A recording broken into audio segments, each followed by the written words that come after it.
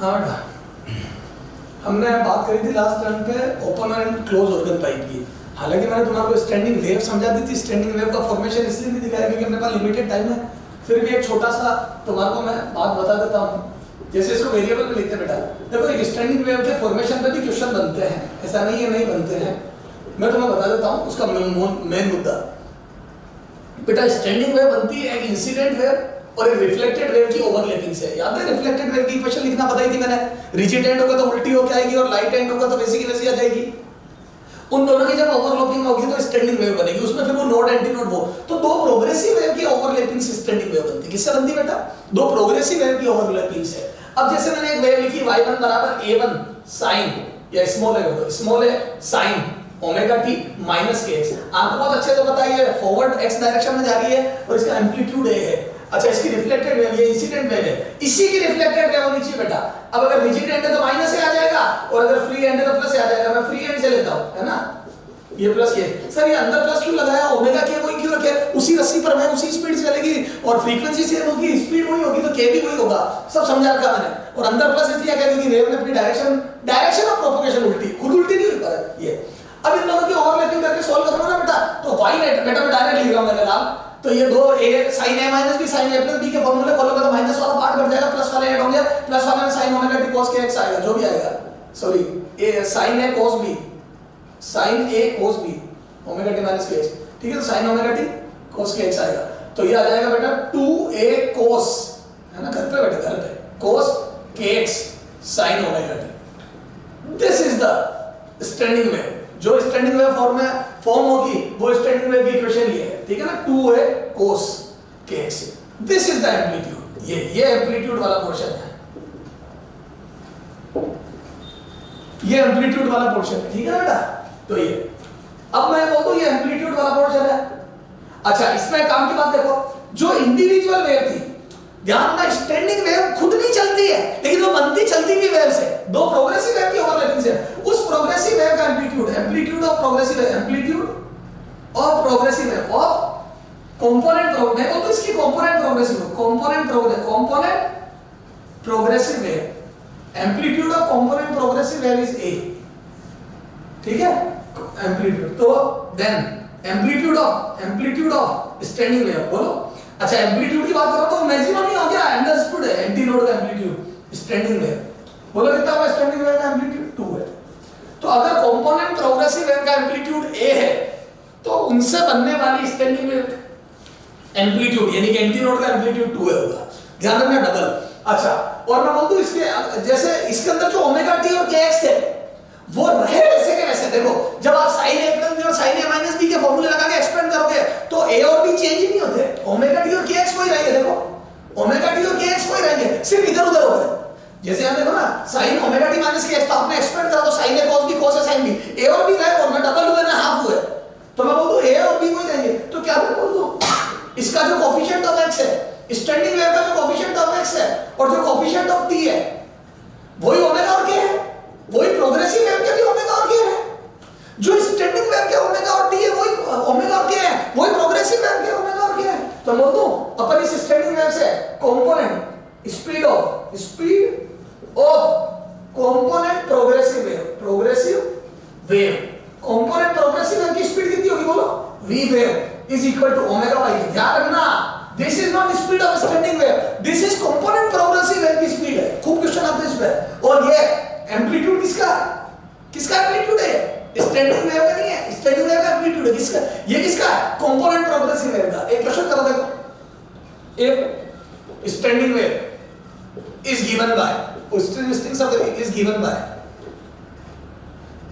Bye y equal to 10 sin pi by 2x cos pi t, है ना, ये देखो। अच्छा अब ये स्टैंडिंग वेव का है, क्या आप बता सकते हो देखो प्रोग्रेसिव वेव का कंपोनेंट प्रोग्रेसिव वेव का एम्पलीट्यूड। देखो इसमें नई बातें सिखा रहा हूं, नोड एंटी नोड सिखा दिया मैंने। कंपोनेंट प्रोग्रेसिव वेव का एम्पलीट्यूड इज इक्वल टू कितना हो जाएगा बोलो? तो ये 10 है तो 5 है ना, यूनिट लिख दो अभी, सेंटीमीटर मीटर वो एग्जाम में लिख के देगा, है ना।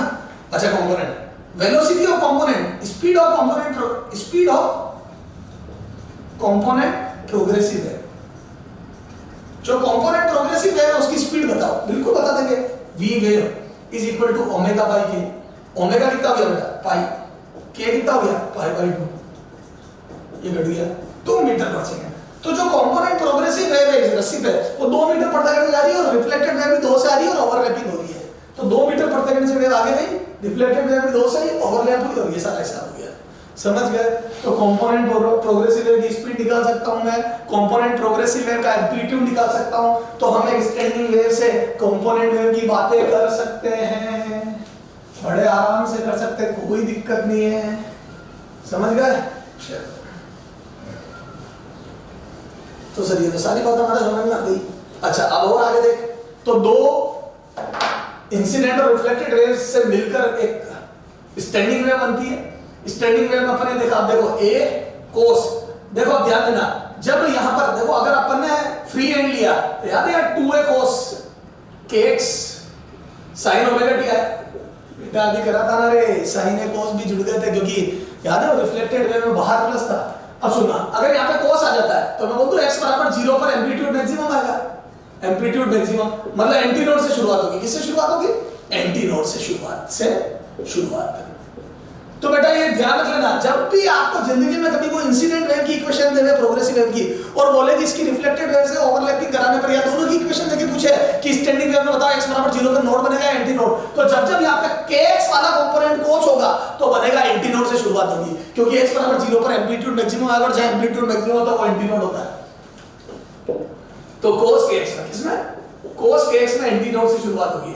अगर sin kx आ जाए, साइन केस, कई बार बच्चे सोचते हैं सर यहाँ साइन या कोस या कोस या साइन होगा, नहीं, दोनों साइन दोनों कोस भी हो सकते हैं। अगर याद है मैं इंसिडेंट वेव दे दूं a cos omega t plus minus kx, तो वो कुछ भी आ सकता है। वो तो आप तो देखो दोनों वेव को जोड़ दो, sin a plus b sin a minus b cos a plus b cos a minus b के फॉर्मूले लगाओ, दोनों वेव की ओवरलैपिंग कराओ, और अगर यहाँ पे ये आ जाए y इक्वल टू कुछ भी 2a sin आ जाए sin kx, अब यहाँ चाहे cos ओमेगा t आ चाहे sin, यहाँ sin kx आ जाए तो sin kx पे x बराबर 0 पे बोल दूं एम्पलीट्यूड 0 आ जाएगा, यानी कि नोड से शुरुआत होगी। नोड से शुरुआत, बस ये बात बहुत इंपॉर्टेंट है सर, इस पे खूब क्वेश्चन आते हैं। तो जब कभी sin kx आ जाए स्टैंडिंग वेव में एम्पलीट्यूड में तो नोड से शुरुआत होगी, cos kx आ जाए तो एंटी नोड से शुरुआत होगी, और इस टाइप से नोड एंटी नोड पता पड़ेंगे, और उसके बाद आप हर अगले नोड एंटी नोड में देख लो या 2 पाई बाय लैम्डा रखोगे, 2 pi by lambda into x, तो आपको खुद को पता देखो लैम्डा बाय 2 रखने पर जैसे अभी पहला नोड है, मान लो यहाँ नोड है ना, ये नोड है, तो याद है 0 पे नोड ये 0 आया, अब ये 1 कब आएगा? sin 1, यानी कि एम्पलीट्यूड मैक्सिमम एंटी नोड कब आएगा? एंटी नोड, तो ये जब 1 होगा और ये पूरा 1 होगा, और 1 कब होगा? जब यहाँ लैम्डा बाय 2 रख दो। देखो जब आप यहाँ, अरे यार ये देखे ना 2 pi by lambda into lambda by 2 रख दे तो ये पाई आ गया, सॉरी वापस नोड आ गया, तो मैं बोल दूं ये लैम्डा बाय 2 0 पे, फिर लैम्डा बाय 2 पे फिर नोड आया, तो मैंने बताया था दो नोड के बीच में डिस्टेंस लैम्डा बाय 2 होती है, फिर वापस लैम्डा बाय 2 यानी कि लैम्डा रख दे, लैम्डा लैम्डा 2 पाई पे फिर 0 आ गया साइन, है ना, ये लैम्डा पे, इनके बीच में लैम्डा बाय 4 रख, लैम्डा बाय 4 रखा था पाई बाय 2 आ जाएगा, एंटी नोड बन गया, एंटी नोड बन गया, तो लैम्डा बाय 4 पे एंटी नोड बन गया, 3 लैम्डा बाय 4 पे एंटी नोड बन गया, तो हर दो नोड के बीच में एक एंटी नोड आ रहा है, नोड दो नोड के बीच का सेपरेशन लैम्डा बाय 2 है, ये देख समझ दो, हर दो नोड के बीच का सेपरेशन लैम्डा बाय 2, ये नोड ये नोड ये नोड ये एंटी नोड ये एंटी नोड, तो हर दो नोड के बीच का सेपरेशन लैम्डा बाय 2 है, lambda by 2 lambda by 2, node anti node के बीच का सेपरेशन देखो लैम्डा बाय 4 है, ठीक है, हर दो नोड के बीच का सेपरेशन लैम्डा बाय 2 है, नोड एंटी नोड के बीच का सेपरेशन लैम्डा बाय 4 है, समझ गए क्या? ये क्लियर है? अच्छा एक लूप के पार्टिकल, ये देखो ये जो भी होंगे ये सब, जैसे ये बात करता हूं मैं, एक इक्वेशन और ये देता हूं, y बराबर a sin kx sin omega t, है ना, ये sin kx sin omega t, ये देखो आप ये 0 से लेके लैम्डा बाय लैम्डा, 0 से लेके लैम्डा बाय 2 तक के सारे पार्टिकल का एम्पलीट्यूड पॉजिटिव आएगा बेटा, 0 से पाई बाय लैम्डा बाय 2 रखोगे तो अंदर पाई आएगा ना, ये देख 2 pi by lambda into lambda by 2, तो ये पाई आएगा, और sin 0 से पाई, sin 0 से sin पाई, मैं बोलता हूं ये सारी वैल्यू पॉजिटिव होगी, तो मैं बोलता हूं ये सारी वैल्यू पॉजिटिव होगी, तो ये सब एक साथ ऊपर उठेंगे क्या? तो 0 से लेके पाई यानी कि लैम्डा बाय 2 तक के सारे पार्टिकल एक साथ ऊपर उठेंगे, क्यों? क्योंकि जैसे जैसे टाइम बढ़ेगा ये पूरा पॉजिटिव में जाएगा। तो ध्यान रखना, अब तू ये टाइम दे सुनना, एक लूप के सारे पार्टिकल के बीच में फेज डिफरेंस 0 होता है। लॉन्ग का मतलब पूरा डिटेल में बता दो, क्रैश कोर्स में थोड़ा फटाफट दे। एक लूप में जितने भी particle lying in same loop has zero phase difference या all are in same phase, सब एक साथ ऊपर होते हैं। जब ये ऊपर हो रहे होते हैं तो पड़ोस वाला लूप नीचे हो रहा होता है, तो पहला लूप ऊपर जाता है तो दूसरा नीचे जाता है। ये सारे पार्टिकल नीचे आएंगे बेटा। तो मैं बोल दूं in the same loop phase difference between two particle will be zero, and phase difference between two adjacent loop particle lying in adjacent loop will have phase difference del phi बराबर pi। AIIMS में question पूछा हुआ है बेटा, standing wave में same loop के particle में phase difference 0 होता है, अड़ोस पड़ोस के लूप में का फेज डिफरेंस पाई होता है, फिर ये और ये चला जाएगा तो फिर 0, तो हर अड़ोस पड़ोस या अल्टरनेटिव लूप के बीच में 0 होता जाएगा, अड़ोस पड़ोस में पाई होता जाएगा। अल्टरनेटिव में 0 होता जाएगा या सेम लूप में 0 रहेगा, अड़ोस पड़ोस में पाई हो जाएगा। बेटा ये बात ध्यान रखना, वेरी वेरी इंपॉर्टेंट। अच्छा, दो नोडों के कोऑर्डिनेट आप निकाल लोगे, एंटी नोड के आप निकाल लोगे, नोड के बीच में जितने भी पार्टिकल है सब सेम फेज में होंगे, यानी कि फेज डिफरेंस 0 होगा। ये कुछ बातें थी स्टैंडिंग वेव की जो काम आएगी वो मैंने बता दी। चलो एक बार थोड़ा समराइज कर लेते हैं। स्टैंडिंग वेव में नोड एंटी नोड के कोऑर्डिनेट पहले बता दिए, नंबर ऑफ लूप और coordinate of node anti node निकालना पहले सिखा दिया, ठीक है। तो आज मैंने बता दिया कंपोनेंट वेव का एम्पलीट्यूड और स्पीड कितनी होती है। तो स्पीड तो वही ओमेगा बाई के, और जो स्टैंडिंग वेव के ओमेगा क्या होता है वही प्रोग्रेसिव वेव के ओमेगा क्या होता है, और एम्पलीट्यूड जो स्टैंडिंग वेव का बाहर आता है उसका आधा कंपोनेंट प्रोग्रेसिव वेव का होता है, क्योंकि कंपोनेंट प्रोग्रेसिव वेव का a है तो स्टैंडिंग वेव का 2a बनता है। ये सारी बातें मैंने आपने देख ली और हमारे को सर समझ में भी आ गई, और सर हम स्टैंडिंग वेव बना भी लेंगे सर, और ये सारी बातें सर हम बहुत अच्छे से सीख गए, ठीक है। अब सर एक सेम लूप के पार्टिकल का फेज डिफरेंस 0 होता है, स्टैंडिंग में अड़ोस पड़ोस का पाई होता है, अल्टरनेट का 0 होता है, ठीक है सर। ये बात भी हम समझ गए। दो नोड के बीच का सेपरेशन λ/2 होता है, नोड एंटी नोड का λ/4 होता है, सर ये बात भी हम समझ गए, ठीक है सर। आप रेजोनेंस कॉलम ट्यूब कुछ पढ़ा रहे थे सर, आपका रेजोनेंस कॉलम ट्यूब सर ये क्या है, ये सुनना, ये आपकी 11th क्लास में बेटा एक एक्सपेरिमेंट था, पता नहीं आपने किया है नहीं किया ढंग से, पता नहीं। अब ये पर वापस 0 से देखते हैं इसको। अरे बेटा आप तो बहुत अच्छे बच्चे हो, आपने बहुत ढंग से किया ना, मैं ये तभी कह रहा हूँ, आपसे तो अच्छा बच्चा कोई नहीं है, तभी तो तेरे मम्मी पापा अपने से प्यार से बात करते हैं, मेरा लाल है ना, सबको अपनी हकीकत पता है बेटा।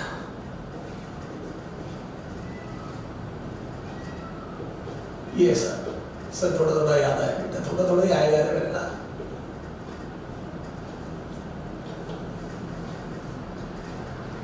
पढ़ाई चल रही थी, अपना ध्यान नहीं होता सर, आपको कैसे पता। ये देखो, ये अपनी रेजोनेंस कॉलम ट्यूब इस टाइप से पानी भरा होता है पूरे में, और ये यहाँ पे ऐसे मार्किंग होती है, ठीक है, ये ऐसे स्केल लगी हुई होती है। अब अपन ट्यूनिंग फोक को वहां वाइब्रेट करते हैं, इसकी फ्रीक्वेंसी नॉन होती है बेटा, ये अपन जानते हैं ना, एन फ्रीक्वेंसी इसकी पता है, समझ गया। इस पूरे रेजोनेंस कॉलम ट्यूब में हमारा को जो एक्सपेरिमेंट करना था उसमें साउंड की स्पीड निकालनी होती थी 0 डिग्री सेंटीग्रेड पर, speed of sound eight 0 degree centigrade.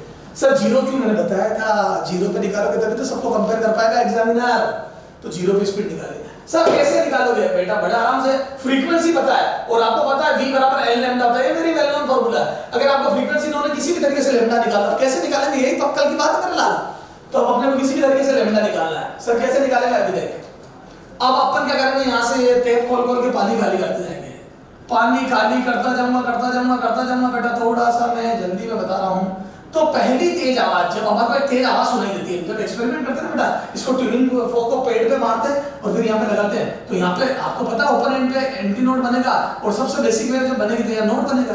अच्छा ध्यान रखना, इस पूरे एक्सपेरिमेंट में मैं ट्यूनिंग फोक चेंज नहीं करूंगा, एंड चेंज करूंगा नहीं मैं, और साउंड की जो एयर में स्पीड होगी आज के टेंपरेचर पे वो भी फिक्स होगी, ये फिक्स है, इसका मतलब लैम्डा भी फिक्स है, इसका मतलब इस बार वेव फॉर्म नहीं बदलेगी, वेव वैसी की वैसी रहेगी, सिर्फ हम पानी खाली कर करके नेक्स्ट वेव ऑब्टेन करेंगे उसी लैम्डा की। सर समझ में याद रहे, ये पहली रेजोनेटिंग लेंथ आ गई, ये यहाँ पे तेज आवाज आई, यहाँ स्केल पे मैं रीडिंग नोट कर लूंगा, दिस इज L1, इसको मैं लिखूं L1। सर L1 भी लिख रहा हूं, this is first resonating length, L1 means first resonating length, तो वो भी फर्स्ट रेजोनेटिंग लेंथ आ गई λ/4, और देख मैंने इस बार λ1 λ2 नहीं लिखा क्योंकि लैम्डा इज फिक्स, इस बार हम लेंथ वेरी कर रहे हैं। अपन ने ओपन क्लोज ओपन पे पढ़े थे, वहां लेंथ वेरी कर रही थी, लेमडा सॉरी लेंथ फिक्स थी, लेमडा वेरी कर रहा था। यहाँ पे लेमडा फिक्स है, लेंथ वेरी करेगी। अपन ट्यूब की लेंथ, पाइप की लेंथ चेंज कर रहे हैं, and it is close organ pipe. कैसा बिहेव करता है? Close organ pipe.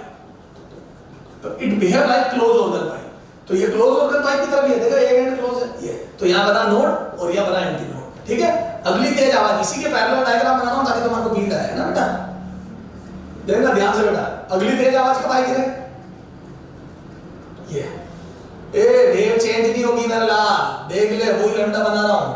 ये लैम्डा बाई 4 यहाँ खत्म हुआ था क्या, लेकिन इस बार जो रीडिंग आएगी मैं बोल दूं वो रीडिंग यहाँ होगी। ये देख L2 कितना होगा L2? 3 lambda by 4। ये एंटी नोड, ये नोड, ये एंटी नोड और ये node.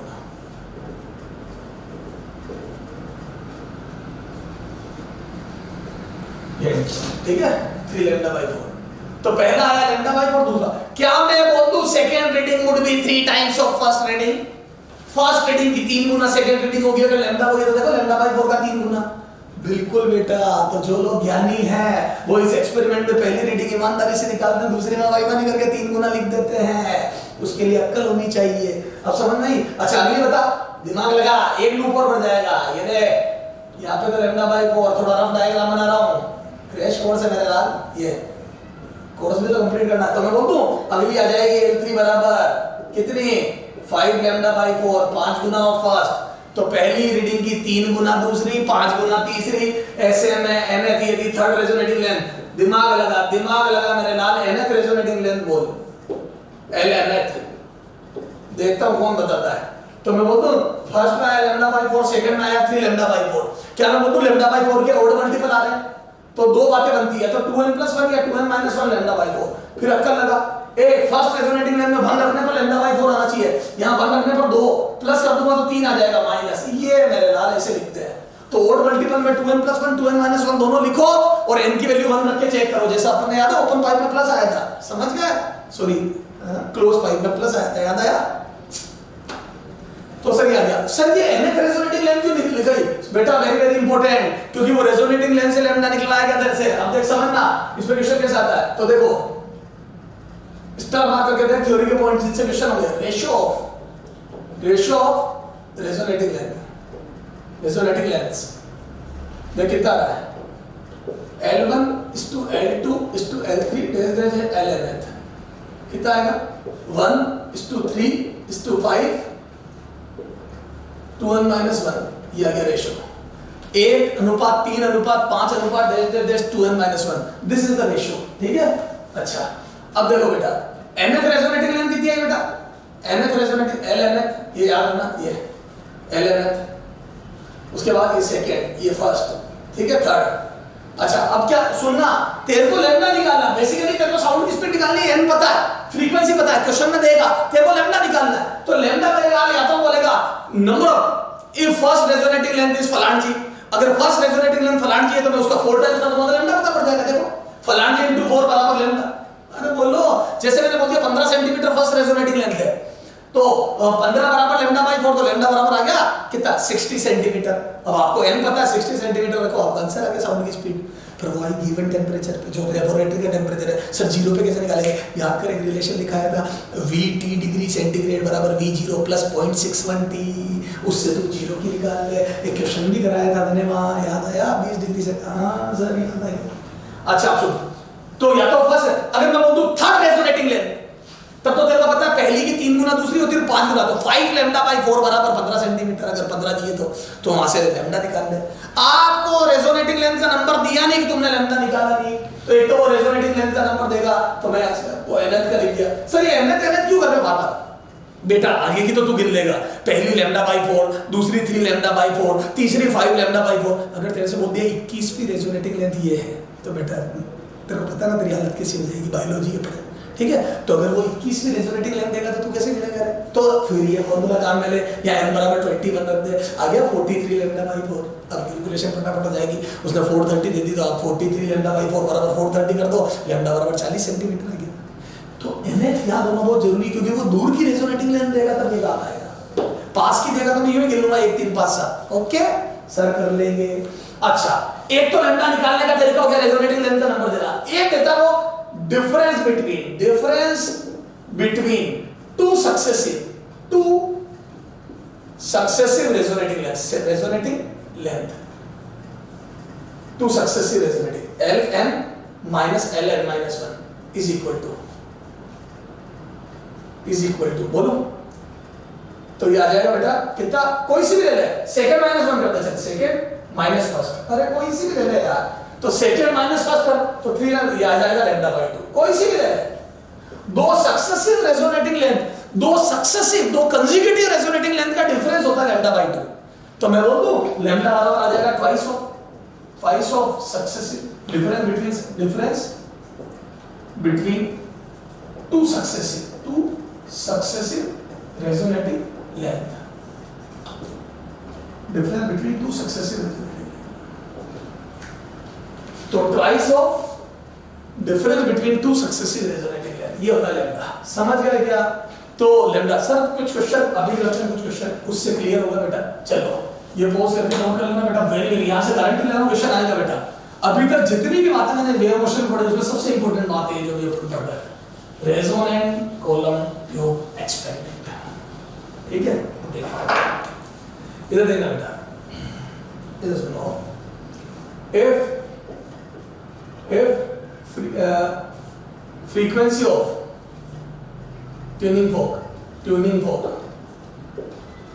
used in resonance column experiment is nu बराबर 600 हर्ट्ज, कितना है बेटा 600 हर्ट्ज। ठीक है अच्छा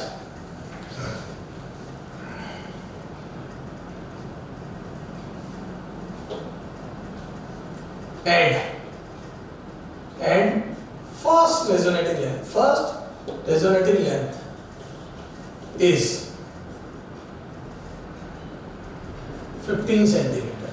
Then first find out first length, second third resonating length। ठीक है ये सारा मैं तो थ्योरी कैसे काम आएगी बता रहा हूं। थर्ड 11th रेजोनेटिंग लेंथ,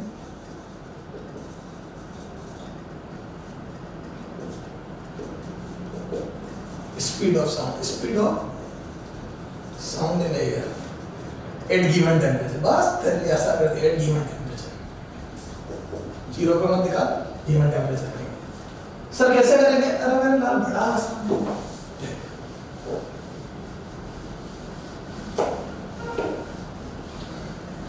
देखो है ना लैम्डा। तो सबसे पहले अपन क्या है lambda by first resonating length बराबर लैम्डा बाय 4, यहां से लैम्डा बराबर आ जाएगा 4L1। ठीक है और ये कितना आ जाएगा बेटा 4 टाइम्स ऑफ 15 सेंटीमीटर। ठीक है और ये आ जाएगा 60 सेंटीमीटर, ये आ गई फर्स्ट रेजोनेटिंग लेंथ। तो फर्स्ट रेजोनेटिंग लेंथ अपनी आ गई 60 सेंटीमीटर। ठीक है अच्छा सॉरी लैम्डा आ गया 60 सेंटीमीटर, फर्स्ट तो दी नहीं थी है ना। सेकंड अपने से पूछेगा थर्ड रेजोनेटिंग लेंथ L3, तो वो होगी 5 टाइम्स ऑफ लैम्डा बाय 4, और याद है फर्स्ट रेजोनेटिंग लेंथ ही है तो वो तो 5 times of L1, first resonating length का 5 टाइम्स। ये बेटा 1:3:5, थर्ड रेजोनेटिंग लेंथ 5 गुना फर्स्ट रेजोनेटिंग लेंथ होती है, first resonating length was 15 centimetre, तो 15 75 centimetre is third resonating length. Sir second पूछता तो 45 सेंटीमीटर, 3 टाइम्स ऑफ फर्स्ट, 3 गुना 5 गुना 7 गुना। आप समझ में आया थ्योरी में? पहले मेरा पॉइंट क्या था 1:3:5, फर्स्ट रेजोनेटिंग लेंथ से मैं सेकंड थर्ड फिफ्थ कोई सी भी निकाल सकता हूं। ये तो कोई पास वाली जो यूं गिन निकाल। अब अगर वो पूछ लेगा 11th रेजोनेटिंग लेंथ, अब बोल मेरे लाल, अब अगर गिनेगा तो बेटा बड़ा जबरदस्त कंफ्यूजन आएगा। तो 2n - 1 लैम्डा बाय 4 याद आया, माइनस आता है बीच में, तो 11 के लिए आ जाएगा कितना 11 × 22 - 1 21 लैम्डा बाय 4। और पहली lambda by 4 first resonating length कितनी थी भाई 21 टाइम्स ऑफ फर्स्ट, कितनी थी बेटा 21 × 15 कर लो क्या कितना? सर मेरा बायोलॉजी है मेरे लाल 315 सेंटीमीटर कर लेना रे। 15 का 10 टाइम्स 150, फिर 10 टाइम्स 150, तो 20 टाइम्स हो गया 300, और फिर 15 315 आ जाएगा घर में। सब बायोलॉजी हाँ speed of sound in air है ना, स्पीड ऑफ साउंड तो बोल दो वेलोसिटी वो आ जाएगा n लैम्डा, और बोलो n कितना बेटा, n है 600 और लैम्डा कितना बोलो, तो लैम्डा कितना है बेटा 60/100, तो यहाँ से कितना जाएगा बोलो, ये काटा बेटी करी तो 360 मीटर पर सेकेंड, 360 मीटर पर सेकेंड, समझ गया, 360 मीटर पर second is the speed of sound in air. कर लोगे क्या? यस सर कर लेंगे। तो दो सक्सेसिव रेजोनेटिंग लेंथ वगैरह सब समझ में आ गया क्या? तो सर ये रेजोनेंस कॉलम ट्यूब एक्सपेरिमेंट तो बड़ा ही बढ़िया मजा आ गया सर। सर इसमें कुछ हमने एंड करेक्शन वगैरह कुछ होता? हाँ बिल्कुल होता है बेटा, रीजन। तो हमने इतना ज्ञान लिया, हमने first second third resonating length भी देखी, लेकिन फिर भी कई बार हमारा ये चीजें फेल हो जाती। कैसे मैं बता देता हूँ, देखो एंड करेक्शन, एंड करेक्शन को किससे लिखते हैं बेटा, स्मॉल ई से लिखते हैं, ठीक है। एंड करेक्शन देखो, एंड करेक्शन की इंफॉर्मेशन एक तो वो रेडियस से देता है ना, ये जैसे रेडियस आ रहा है, ठीक है, और ये है बेटा क्लोज पाइप, क्या है क्लोज पाइप, क्लोज, और एक होता है बेटा ओपन पाइप, दोनों तरफ से ओपन पाइप, ये रेडियस आ रहा है, ठीक है, ओपन पाइप, ठीक है। तो यहाँ एंड करेक्शन होता है बेटा 0.6 आर, कितना था 0.6 आर, कब, जब एक तरफ से क्लोज हो, और ये याद रखना 1.2 आर, और जब दोनों तरफ से ओपन हो तो 1.2 आ रहा था। एक बार देख वैसे तो सही, ठीक है, 0.6 R for close organ pipe है ना, फॉर क्लोज, ठीक है ये, और फॉर ओपन ऑर्गन पाइप ये होता है 1.2 आर। तो ये एंड करेक्शन। सर ये एंड करेक्शन होता है क्या, बेसिकली बताता हूं बेटा। एंड करेक्शन में क्या होता है बेटा, इधर देखना, ये क्वेश्चन कर लिया ना अपन ने, एक क्वेश्चन एंड करेक्शन में भी कर लेते हैं बेटा। एंड करेक्शन में क्या होता है, जैसे ये है हमारी फर्स्ट रेजोनेटिंग लेंथ, तुमने ये बोल दिया, देखिए यहां से स्केल का 0 चालू होता है, ये 0 है ना, ये है ना, जैसे आया 12 सेंटीमीटर, ये है, ये ठीक है, ये। लेकिन अपन क्या होता है, ट्यूनिंग फोर्क को थोड़ा ऊपर रखते हैं, कहां रखते हैं, ऊपर, ये। तो ट्यूनिंग फोर्क थोड़ा सा ऊपर होता है बेटा, ये दिस इज एंड करेक्शन, ये एंड करेक्शन होता है। मतलब अपनी वेव यहां से नहीं बनी, एंटी नोड यानी यहां है, ए जहां पे वाइब्रेट कर रही है हम यहां, तो हम जितना ऊपर रखते हैं उतना एंड करेक्शन होता है। मतलब हमने ये रीडिंग ऐड करना भूल गए, हमने इसको λ/4 मान लिया, जो स्केल पर रीडिंग है उसको λ/4 मान लिया, पर बेसिकली λ/4 वाज दिस, ये। तो वो तो ये एंड करेक्शन भी एंड होगा उसमें, ये ई। तो वो तो λ/4 जिसको मैंने L1 माना, वो L1 नहीं, बेसिकली L1 प्लस ही होगा बेटा, समझ ले रहे हैं, वो L1 नहीं होगा, L1 प्लस ही होगा, वो ई ऊपर होगा। तो ये जो ये λ/4 जिसको तुम बोल रहे थे, वो बेसिकली λ/4 L1 नहीं था, L1 प्लस ही था, क्योंकि तेरी वेव थोड़ी ऊपर से बन रही थी, जिसका तेने ध्यान ही नहीं दिया। अब हम ट्यूनिंग फोर्क को जितना इस ट्यूब के पास रखेंगे उतना एक्सपेरिमेंट करेक्ट होगा हमारा। चलो, लेकिन फिर भी अपन हमें एंड करेक्शन की बात कर रहे हैं, पहली रीडिंग ये। अच्छा, दूसरी तेने इसका 3 गुना कर दिया, जो कि गलत है, इसका 3 टाइम्स नहीं, इसका 3 टाइम्स होगा, याद है, λ/4 का 3 टाइम्स होता है। तो मैं बोलता हूं सेकंड रीडिंग जब मैं मेजर करूंगा तो वो देख, ये इसका 3 टाइम्स होगी बेटा, तेरा रीडिंग प्लस ई का बेटा, ये इसका 3 टाइम्स होगी, ये ठीक है, ये जो L2 होगी ना बेटा, ये L2, ये रीडिंग, ये L2 है ना। अब सुनना, ये जो L2 होगी, ये L2 will not be 3 λ/4, ठीक है। तो अब जो 3 λ/4 होगा वो L2 नहीं होगा, वो L2 प्लस ही होगा मेरे लाल। ये जो 3 λ/4 है ना, ये λ/4 ये है, इसका 3 गुना ये, वो L2 प्लस ही होगा, ठीक है। अब सुन मेरे बात दे लॉजिक भी लगाया, दिमाग लगा। अब फॉर्मूले से तो मैं करा दिमाग तेरे से सब, तू दिमाग लगा। एक तो एंड करेक्शन ये तो बहुत आसान है ना, ये तो वेरी इजी, वेरी इजी, ठीक है। इसमें तो कोई दिक्कत ही नहीं होता, को 0.6 और 1.2 आर दे, है ना।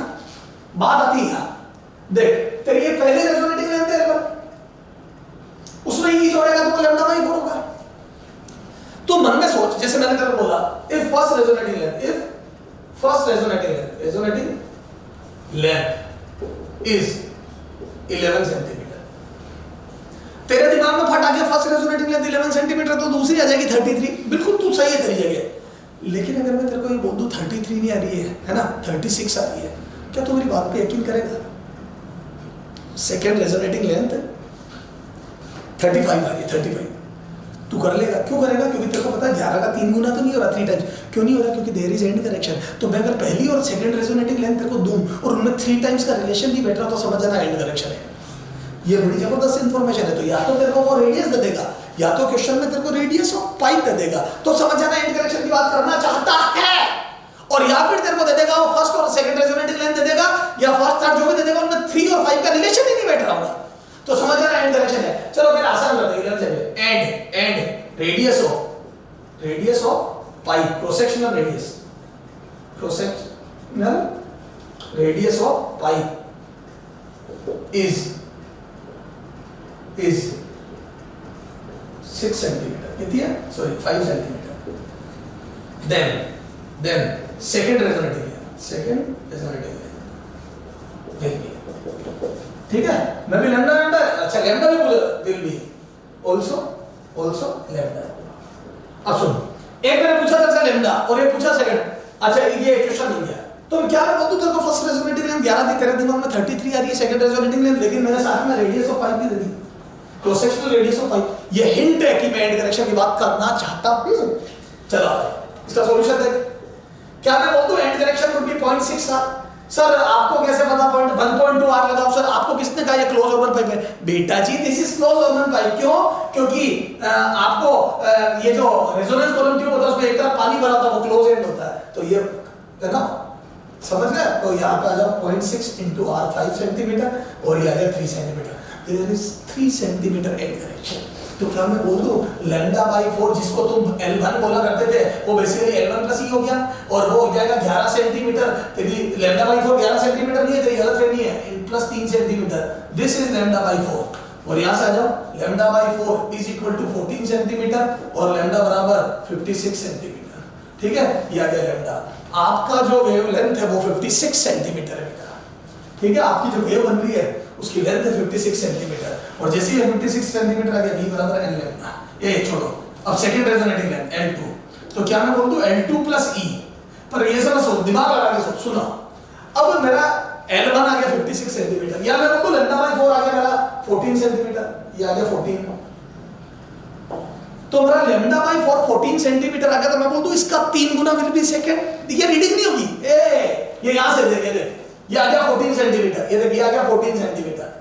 तो इसका 3 टाइम्स और यहीं से ट्यूनिंग फोक के यहीं से ये देखिए इस 14 का 3 टाइम्स, इस 14 सेंटीमीटर का 3 टाइम्स कितना हो गया बेटा? 42 सेंटीमीटर। This is 42 centimetre. तो क्या मैं बोल दूं ट्यूनिंग फोक की आर्म से 42 सेंटीमीटर नीचे पानी होगा? तो ये 14 सेंटीमीटर का 3 टाइम्स 42 सेंटीमीटर हो गया एंड दिस इज 42 सेंटीमीटर और 42 सेंटीमीटर अगर ये लेंथ है और ये एंड करेक्शन कितना बेटा बोलो? ये एंड करेक्शन कितना है? ये एंड करेक्शन आपका आएगा 3 सेंटीमीटर। अब यहां से जो चीज 42 सेंटीमीटर नीचे है तो मैं बोलूं उसमें से 3 घटा दो, रीडिंग होगी। बेटा ये 3 सेंटीमीटर एंड करेक्शन है तो 42 हो गया, ये उसमें से 3 गया था, मैं बोलूं रीडिंग वुड बी 39। तो मेरे को बिना सोल्व किए पता पड़ गया L2 वुड बी 39। ये तो मैंने लॉजिक से, अब फार्मूला से निकालता हूं। इधर देख, क्या मैं लिख दूं L2 plus e is equal to 3 lambda by 4। यूं कर ले, तो यहां से L2 मुझे निकालना है, e है 3 और ये फिर लैम्डा 3 लैम्डा बाय 4 तो 3 56 बाय 4 तो ये 42 माइनस 3 बराबर L2। ये देखा ना, ये आ गया कितना 14 14 थी भैया 42 में से 3 गया आ गया 39। अगर एंड करेक्शन होता तो पहली resonating length plus and correction बराबर लैम्डा बाय 4 होता है। Second resonating length plus and correction उतना ऊपर, सेकंड रेजोनेटिंग लेंथ ये रीडिंग प्लस e, क्योंकि रीडिंग यहां से होती है 0 से। सेकंड रेजोनेटिंग लेंथ जिसको स्केल पे मेजर करता है प्लस e बराबर 3 लैम्डा बाय 4 होता है। अच्छा, यहां से मैं फॉर्मूलेट भी कर लेता हूं। चलो, जो लोग अक्कल नहीं लगाना चाहते और फॉर्मूला से क्वेश्चन करना चाहते हैं, पहला तो मैंने अक्कल लगा के करा दिया, उनके लिए फॉर्मूला भी बना देते हैं। इधर आ जाओ, इसको थोड़ा सा डायग्राम को वापस बनाते हैं। ये तो मैंने क्वेश्चन कर दिया, ठीक है, थोड़ा सा डायग्राम को वापस बनाता हूं। ठीक है, ये अभी first resonating length L1 scale पर ये 0 से है ना, और ये हो गया e। ठीक है, तो मैंने लैम्डा बाय 4 कितना लिखा था बेटा? L1 plus e। ठीक है, अब आ जाता हूं, ये यही पे ट्यूनिंग फोक की तरह मैं उसी के पैरेलल में डायग्राम बना रहा हूं। यही वो 0 स्केल का और ये तेरी ट्यूब है। ठीक है, और ये तेरा वो है हिसाब किताब, ये 0, ये L2। ये L2, ये E, ठीक है। तो ये आ जाएगा बेटा L2 plus E is equal to 3 lambda by 4। L2 plus E is equal to 3 lambda by 4, ठीक है। ये इक्वेशन 1, ये 2। अब देख, अब अपने 3 गुना 5 गुना का रिलेशन तो नहीं बैठ रहा, लेकिन अब यहाँ से देख, अगर मैं L2 माइनस L1 करता हूँ, ये दोनों को सेपरेट करता हूँ, equation 2 minus equation 1, equation 2 minus equation 1, तो मैं बोल दूँ ये आ जाएगा वापस से L2 minus L1, E cut cancel हो जाएगा, L2 plus E minus L1 plus E is equal to 3 lambda by 4 minus lambda by 4, lambda by 2 आ गया ये, और ये E से E कट गया, L2 माइनस L1 बराबर लैम्डा बाई 2। क्या मैं बोल दूं इन दो सक्सेसिव या फर्स्ट सेकंड और फर्स्ट रेजोनेटिव लेंथ का डिफरेंस लैम्डा बाई 2 आ गया। यहाँ से मैं बोल दूं क्या, ए इधर देख मेरे लाल, यहाँ से E निकालना हो तो मैं बोल दूं यहाँ से लैम्डा बराबर twice of L2 minus L1, ये था क्या लैम्डा, है ना। और यहाँ से मैं बोल दूं L2 माइनस L1 बाई 2 बराबर lambda by 4, put in equation 1। तो इक्वेशन 1 में रखा तो देखो कितना आ जाएगा, है ना। सोल्व कर देना बेटा, यहाँ से आ जाएगा, चल कर लेता हूँ, L2 minus L1 by 2 is equal to L1 plus E, यहाँ से E बराबर आ जाएगा, इस L1 को उधर भेजा तो minus 2 L2 minus 3 L1 upon 2, ये आता है एंड डायरेक्शन। तो एंड डायरेक्शन का एक फॉर्मूला बन गया, ये स्टार मार्क कर ले बेटा। तो कभी भी तेरे को मैं सेकंड और फर्स्ट रेजोनेटिंग याद रखना, ये कोई भी सक्सेसिव मत लेना, if first and second resonating length दे दूं तो भी एंड डायरेक्शन निकाल सकते हो। देखो क्वेश्चन करते हैं, तो पाइप का रेडियस देखिए कैसे निकालते हैं, समझ में आ गया क्वेश्चन। एक क्वेश्चन तो ये कर लो बेटा, इस पे वेरी वेरी इंपॉर्टेंट। अगर मैं पाइप की रेडियस दे दूं तो एंड डायरेक्शन निकाल के फर्स्ट और सेकंड रेजोनेटिंग लेंथ निकाल लेना और उससे लैम्डा निकाल देना। अब देखो कई बार वो पाइप की रेडियस नहीं देगा, एंड डायरेक्शन छुपा होगा लेंथ में, बताता हूं।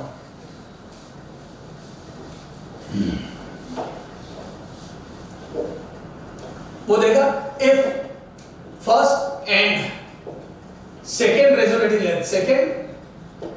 Length in resonance column tube experiment are 11 centimetre and 35 centimetre respectively,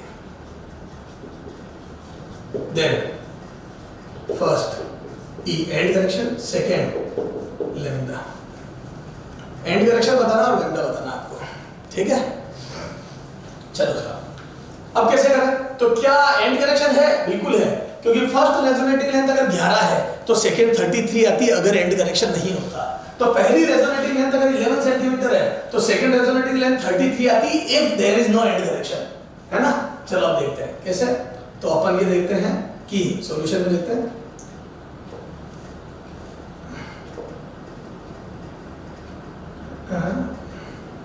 पहली रेजोनेटिंग लेंथ L1 11 सेंटीमीटर और दूसरी है, तो याद है एंड डायरेक्शन का सीधा फॉर्मूला कितना है, L2 माइनस 3L1 बाई 2। अब समझ में कैसे काम आएगा, तो L2 हो गया 35 minus 3 times of 11, 3 times of 11 divide by 2 कितना गया 33 गया, तो 1 सेंटीमीटर आ गया एंड डायरेक्शन 1 सेंटीमीटर। तो ट्यूब में जो एंड डायरेक्शन होगा वो होगा L2 माइनस 3L1 अपॉन 2। अगर पहली और दूसरी रेजोनेटिंग लेंथ दी तो एंड डायरेक्शन 1 सेंटीमीटर आ गया। अब ये जो एंड डायरेक्शन 1 सेंटीमीटर है मेरा लाल, ये आ गया 1 सेंटीमीटर आपका एंड डायरेक्शन, ठीक है। अब ये 1 सेंटीमीटर जो एंड डायरेक्शन है, इससे लैम्डा निकालता है जाओ। हाँ अब लैम्डा बोलो, तो लैम्डा बाई 4 पहली रेजोनेटिंग लेंथ प्लस ई कर दूं, तो यहाँ से आ जाएगा lambda by 4 is equal to बोलो 11 सेंटीमीटर प्लस 1 सेंटीमीटर। तो क्या मैं बोल दूं लैम्डा बाई 4 12 सेंटीमीटर, जो बेसिकली रीडिंग 11 थी पर है 12, तो लैम्डा बराबर आ जाएगा 48 सेंटीमीटर। समझ में आ गई। अब ये लैम्डा पता है, अगर आपको ट्यूनिंग को की फ्रीक्वेंसी दे देगा तो आप साउंड की स्पीड निकाल सकते हो रेजोनेंस कॉलम में। तो with and without and direction दोनों टाइप से हम सर क्वेश्चन कर लेंगे। सर थोड़ा सा समराइज कर दो इस रेजोनेंस कॉलम ट्यूब को, करते हैं।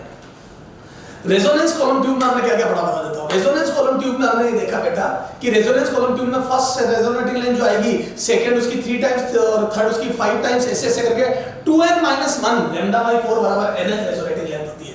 तो nth resonating length is given bye 2n-1 lambda by 4। इसकी क्या इंपॉर्टेंस है, वो बहुत दूर की रेजोनेटिंग लेंथ पूछेगा तो हम इससे कर लेंगे। तो रेशो 1:3:5:2n-1 आता है, ठीक है। ऐसे मैं कोई सी भी रेजोनेटिंग लेंथ से कहीं पे भी जा सकता हूं जब तक जो एंड डायरेक्शन नहीं हो। अच्छा, ट्यूनिंग फोर्क की फ्रीक्वेंसी गिवन होगी, लैम्डा निकालने का एक तरीका तो है, वो रेजोनेटिंग लेंथ दे देगा। जैसे दे दी थर्ड रेजोनेटिंग लेंथ, तो मैं 5 लैम्डा बाई 4 कर दूंगा, second 3 lambda by 4, first lambda by 4, nth 2n - 1 lambda by 4, इससे मेरे को लैम्डा निकलेगा। या वो दे देगा दो successive resonating, if two successive resonating length in resonance column Q, इस पे भी एक क्वेश्चन ले लो। इफ टू सक्सेसिव, अब वो फर्स्ट सेकंड नहीं देगा, देख पॉज करके नोट कर लेना रे। देखो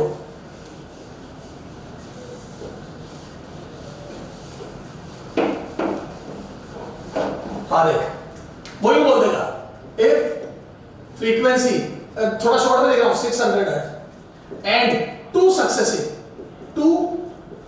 सक्सेसिव रेजोनेटिंग लेंथ्स, नंबर नहीं दिए, ए पहले नंबर दिए थे, नंबर नहीं दिए, आर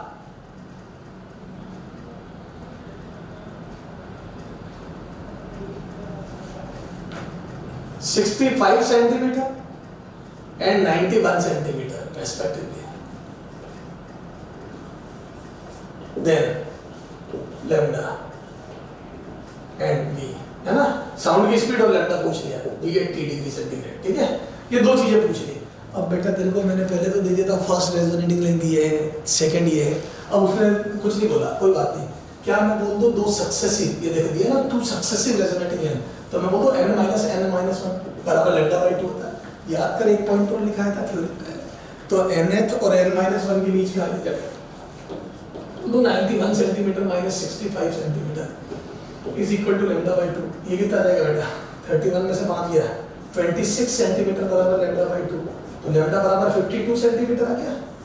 अब आ जाएगा ऐसे, तो यहाँ से ये तो फर्स्ट हो गया, सेकंड में v 80 degree centigrade is equal to n lambda, यहाँ से कितना आ जाएगा बोलो, n कितना हो गया 600 into 52 by 100 कितना जाएगा, तो 312 मीटर पर सेकंड, तो 312 मीटर पर सेकंड स्पीड होगी। तो रेजोनेटिंग लेंथ हमने पता पड़ गया 312 मीटर पर सेकंड साउंड की स्पीड आ गई। तो सर हम तो विद और विदाउट एंड करेक्शन, तो ये तो हो गया, तो विदाउट एंड करेक्शन की बात होगी तो फर्स्ट सेकंड रेजोनेटिंग लेंथ का नंबर दे देगा तो लैम्डा निकल जाएगा, दो सक्सेसिव रेजोनेटिंग लेंथ दे देगा तो अपन लैम्डा निकाल लेंगे, क्योंकि दो सक्सेसिव का डिफरेंस लैम्डा बाई 2 होता है। जब एंड करेक्शन होगा तो सक्सेसिव का डिफरेंस तो अभी भी यही रहेगा, with and without and correction successive का डिफरेंस तो अभी भी लैम्डा बाई 2 होगा। लेकिन अगर मान लो फर्स्ट रेजोनेटिंग लेंथ दे देगा और पाइप की रेडियस दे देगा, तो ध्यान रखना first resonating length lambda by 4 नहीं थी, वो प्लस e बराबर लैम्डा बाई 4 होता है, second resonating length plus e बराबर 3 लैम्डा बाई 4 होता है। अच्छा, एंड करेक्शन का फार्मूला बन जाता क्या, second resonating length minus 3 times of first resonating length divide by 2, L2 - 3L1 by 2, है ना। तो एंड करेक्शन निकालने के दो तरीके हैं, तो फर्स्ट सेकंड रेजोनेटिंग लेंथ दे दे, और या फिर क्या देते बेटा तेरे को पाइप की रेडियस दे दे। सर कर देंगे, बहुत अच्छे से सारी बात समझ में आ गई सर, कर लेंगे। अच्छा, ट्विंस एंड ट्विंस ट्यूब का बहुत कम इंपॉर्टेंट है, और मेरे पास इतना टाइम नहीं कि मैं तुम्हारे को वो इसमें समझा सकूं, पहली बार वो इसमें क्वेश्चन आने की बहुत कम चांस है, ठीक है, आप खुद पढ़ लें, ठीक है, कोई डाउट हो तो आप पूछिए बिल्कुल व्हाट्सएप ग्रुप पर, ठीक है।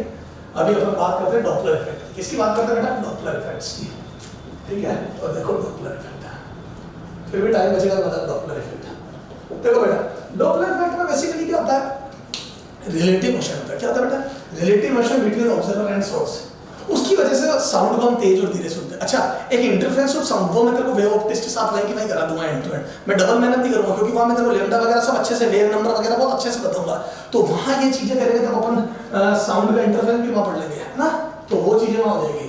अच्छा, डॉपलर इफेक्ट, तो डॉपलर इफेक्ट में क्या होता है बेटा, देखो डॉपलर ने क्या ऑब्जर्व किया, तो एक बार अपने पापा को वहाँ स्टेशन पे छोड़ने गया था, ठीक है, ऐसा, ठीक है, स्टेशन पे छोड़ने गया था, वहाँ खड़ा हुआ था, ट्रेन उधर से आ रही थी। देखो दो बातें, एक तो दूर खड़ी ट्रेन, एक पास खड़ी ट्रेन, पास खड़ी ट्रेन की साउंड में तेज सुनूंगा, दूर खड़ी ट्रेन की साउंड में धीरे सुनूंगा। ये नेचुरल फिनोमेनन है, क्योंकि जैसे जैसे साउंड फैलती है, एनर्जी या intensity, energy per unit area घटती जाएगी। तो जो ट्रेन दूर खड़ी है और जो पास खड़ी है, पास वाली का साउंड तेज सुनूंगा, क्योंकि अगर सेम फ्रीक्वेंसी, सेम एनर्जी के सोर्स है तो पास वाली का तेज सुनूंगा क्योंकि कम एरिया में साउंड फैली है, और दूर वाली का मैं कम सुनूंगा क्योंकि वो ज्यादा एरिया में फैल गई, तो पर यूनिट एरिया मेरे को कम एनर्जी रिसीव होगी, तो उसकी। पर वो ये बात नहीं कर रहा है, वो ये बात नहीं कर रहा है दूर पास वाली, वो ये कह रहा है कि जब एक ट्रेन मेरे करीब से गुजरती है, तो वो सेम डिस्टेंस पे जब मेरी तरफ आ रही होती है और उतनी ही दूरी पर हो और मेरे से दूर जा रही होती है, तो पास आने में, चुपचाप खड़े रहने में और दूर जाने में फ्रीक्वेंसी या इंटेंसिटी अलग अलग सुनाई देती है। तो उसने खूब सोचा कि देखो इंटेंसिटी जो होती है किसी भी साउंड की, वो होती है हाफ, मैंने बताया था डेरिवेशन वगैरह को नहीं, ये रटवाया था मैंने, है ना, ये याद रखना बेटा फॉर्मूला, इसमें भी कोई क्वेश्चन आ जाता है। Half rho omega square E square, वो एम्पलीट्यूड की बात नहीं कर रहा है, वो ये इसको 2 पाई, तो इसको मैं देखो 4 पाई, तो 4 का 2 pi square N square rho ए स्क्वायर, रो 2 रो पाई स्क्वायर एन स्क्वायर ए स्क्वायर, वो एम्पलीट्यूड की बात नहीं कर रहा है, वो ये कह रहा है मैं सेम डिस्टेंस पर, चाहे इधर रख चाहे इधर रख, या एक दो ट्रेन ले ले, एक चुपचाप खड़ी और एक मेरी तरफ आ रही है सेम दूरी पे, तो एम्पलीट्यूड सेम होगा, वो बिखरेगी सेम। अब बात आ रही है एन की, फ्रीक्वेंसी की, वो ये कह रहा है यार दो ट्रेन जो मेरे से सेम दूरी पर है, एक मेरी तरफ आ रही है, उसकी साउंड मैं तेज क्यों सुन रहा हूं, जबकि दोनों सेम टाइप के विसल है, सेम टाइप के साउंड सोर्स है, फिर भी पास आती हुई ट्रेन, मेरी तरफ आती हुई ट्रेन मुझे तेज क्यों सुनाई दे रही है, और एक ट्रेन और ले तीसरी जो मेरे से दूर जा रही है, सबसे तेज इंटेंसिटी या सबसे तेज आवाज सुन रहा हूं मैं मेरी तरफ आती हुई की, सबसे धीरे सुन रहा हूं दूर जाती हुई की, और बीच में मीडियम सुन रहा हूं जो बीच वाली ट्रेन जो चुपचाप खड़ी है उसकी। वो कह रहा है यार ये क्या हो रहा है, तो उसने बहुत उसका दिमाग घुमा, और इसका आप खुद भी सोचते हो ना, एक ट्रेन जो प्लेटफॉर्म से हमारी तरफ से यूं आती हुई निकलती है, तो आप देखते हो पास आती चीखती भी आती है और धीरे चिल्लाती भी जाती है, सुनते हो ना, तो ये क्या हो रहा है बेटा, पास आते हुए मैं तेज सुन रहा हूं दूर। अब उसने सोचा सोर्स वही, सारी चीजें वही, फ्रीक्वेंसी वही एमिट कर रहा है, फिर मेरे को कहां अंतर नजर आ रहा है, ना एम्पलीट्यूड बदला, सेम दूरी है तो यूनिट एरिया पे एनर्जी सेम की एम्पलीट्यूड, ना फ्रीक्वेंसी बदली, फिर मैं इंटेंसिटी का चेंज क्यों सुन रहा हूं, मैं साउंड तेज धीरे क्यों सुन रहा हूं। उसने काफी मशक्कत करी, फिर उसने पाया कि पास आते वक्त हम फ्रीक्वेंसी, वो एमिट तो वही कर रहा है, सोर्स तो एमिट, देख फ्रीक्वेंसी सोर्स की प्रॉपर्टी है, वो एमिट तो वही करेगा, लेकिन चूंकि वो मेरी तरफ आ रहा, मेरा कान, मेरा जो ये पर्दा है कान का, वो रिसीव ज्यादा करेगा। अब कैसे अभी मैं तेरे को फील दूंगा इसकी, मैं चाहूँ तो डायरेक्ट भी पढ़ा सकता हूँ पर थोड़ी फील दूंगा, तो मैं रिसीव ज्यादा करूंगा, और एक जो मेरे से दूर जा रहा है उसकी मैं रिसीव कम करूंगा, तो received frequency are change from emitted frequency. तो उसने बोला कि apparent frequency is given by nu v sound plus minus v o upon v sound plus minus v s. Received frequency is equal to emitted frequency v plus minus vo upon v plus minus vs. Observer, this is speed of observer, speed of या velocity of observer, कुछ भी लिख दे, velocity of observer. This is velocity of source.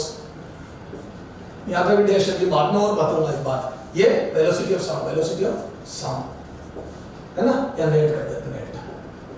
Sir ये net क्या है ना, net velocity of sound. Sir ये net क्या है, v net equal to v plus minus wind. याद आया मैंने तुम्हें बात बताई थी, अगर विंड जैसे मैंने यहां से चिल्लाया और हवा भी इधर की चल रही है तो वो हवा की स्पीड इस पे जुड़ जाएगी प्लस, और अगर मैं इधर से चिल्लाया हवा और हवा यूं चल रही है तो वो विंड की स्पीड घट जाएगी। तो विंड की स्पीड कभी जुड़ेगी, कभी अगर विंड और साउंड दोनों सेम डायरेक्शन में तो जुड़ेगी, और विंड और साउंड अपोजिट डायरेक्शन में तो कब घटेगी, है ना। पर अगर ऊपर प्लस आया तो ऊपर दोनों तरफ प्लस आएगा, और ऊपर माइनस आया तो दोनों तरफ माइनस, तो मतलब जो दोनों जगह सेम आएगा प्लस माइनस, उसमें कोई दिक्कत नहीं, ठीक है। चलो अच्छा आप सुनना, ये है एमिटेड फ्रीक्वेंसी, क्या है एमिटेड फ्रीक्वेंसी, और ये apparent receive apparent frequency, apparent ये एक्चुअल कर दो इसको, एक्चुअल फ्रीक्वेंसी एंड ये अपरेंट फ्रीक्वेंसी। ये हमने क्या सुनी और ये एमिट क्या करी, और ये नेट वेलोसिटी है साउंड की, और ये सोर्स और ऑब्जर्वर की स्पीड है। सर आप कुछ कह रहे थे फ्रीक्वेंसी हम कम सुनेंगे ज्यादा सुनेंगे, सर वो कैसे होता है बताता हूँ। तो मैं बेटा बहुत अच्छा एग्जांपल लेता हूँ, समझ लेना। यहाँ पे एक आदमी खड़ा है, ठीक है, वो मेरे से है बेटा 300 मीटर दूर, कितना 300 मीटर दूर, वो मेरे से 300 मीटर दूर है, और साउंड की स्पीड भी 300 ले लो, कितनी 300। तो ये देखो ये एक आदमी खड़ा, समझना ध्यान से, क्योंकि इसमें बहुत बेसिक क्वेश्चन भी आते हैं। ये मैं, ये दूसरा आदमी, ठीक है, ये है दूरी 300 मीटर, और स्पीड साउंड की स्पीड भी 300 ले लो, कैलकुलेशन नहीं करूंगा, ठीक है। मैं यहां से बॉल फेंक रहा हूं, बॉल्स, ठीक है, और 1 सेकंड में मैं 10 बॉल, 1 सेकंड में 10 बॉल उछालता हूं, 10 बॉल फेंकता हूं, ये बॉल साउंड वेव हो गई, ठीक है। तो मैं बोलता हूं मेरी फ्रीक्वेंसी कितनी हो गई, a new not, frequency new not बराबर 10 बॉल 10 वेव पर से, ए रावण बॉल हो गई साउंड वेव, और मैं 5 सेकंड 10 बॉल फेंक रहा हूं, यानी कि 10 वेव फेंक रहा हूं। अच्छा, क्या मैं बोल दूं मैंने t बराबर 0 पर पहली फेंकी, t बराबर 0 पर फर्स्ट बॉल फेंकी। अच्छा, t बराबर 1 पर 10th बॉल फेंकी। ये हो गया मेरी फेंकी गई बॉल। मैंने t बराबर 0 पर पहली बॉल फेंकी और t बराबर 1 पर 10वीं बॉल फेंकी। क्या मैं बोल दूं जो चीज मैं फेंकूंगा t बराबर 0 पे, t बराबर 0 पे फेंकूंगा, क्या मैं बोल दूं हवा में 1 सेकंड चलेगी, वो 1 सेकंड चलेगी। साउंड को यहां से लेना 1 सेकंड। तो बोल दूं जो मैंने t बराबर 0 पर फेंका, t बराबर 0 पर फेंका, अगले ने t बराबर 1 पर लिया, जो मैंने 0 पर फेंका वो 1 पर लिया, और जो मैंने 1 पर फेंका मैं बोल दूं 2 पर लिया।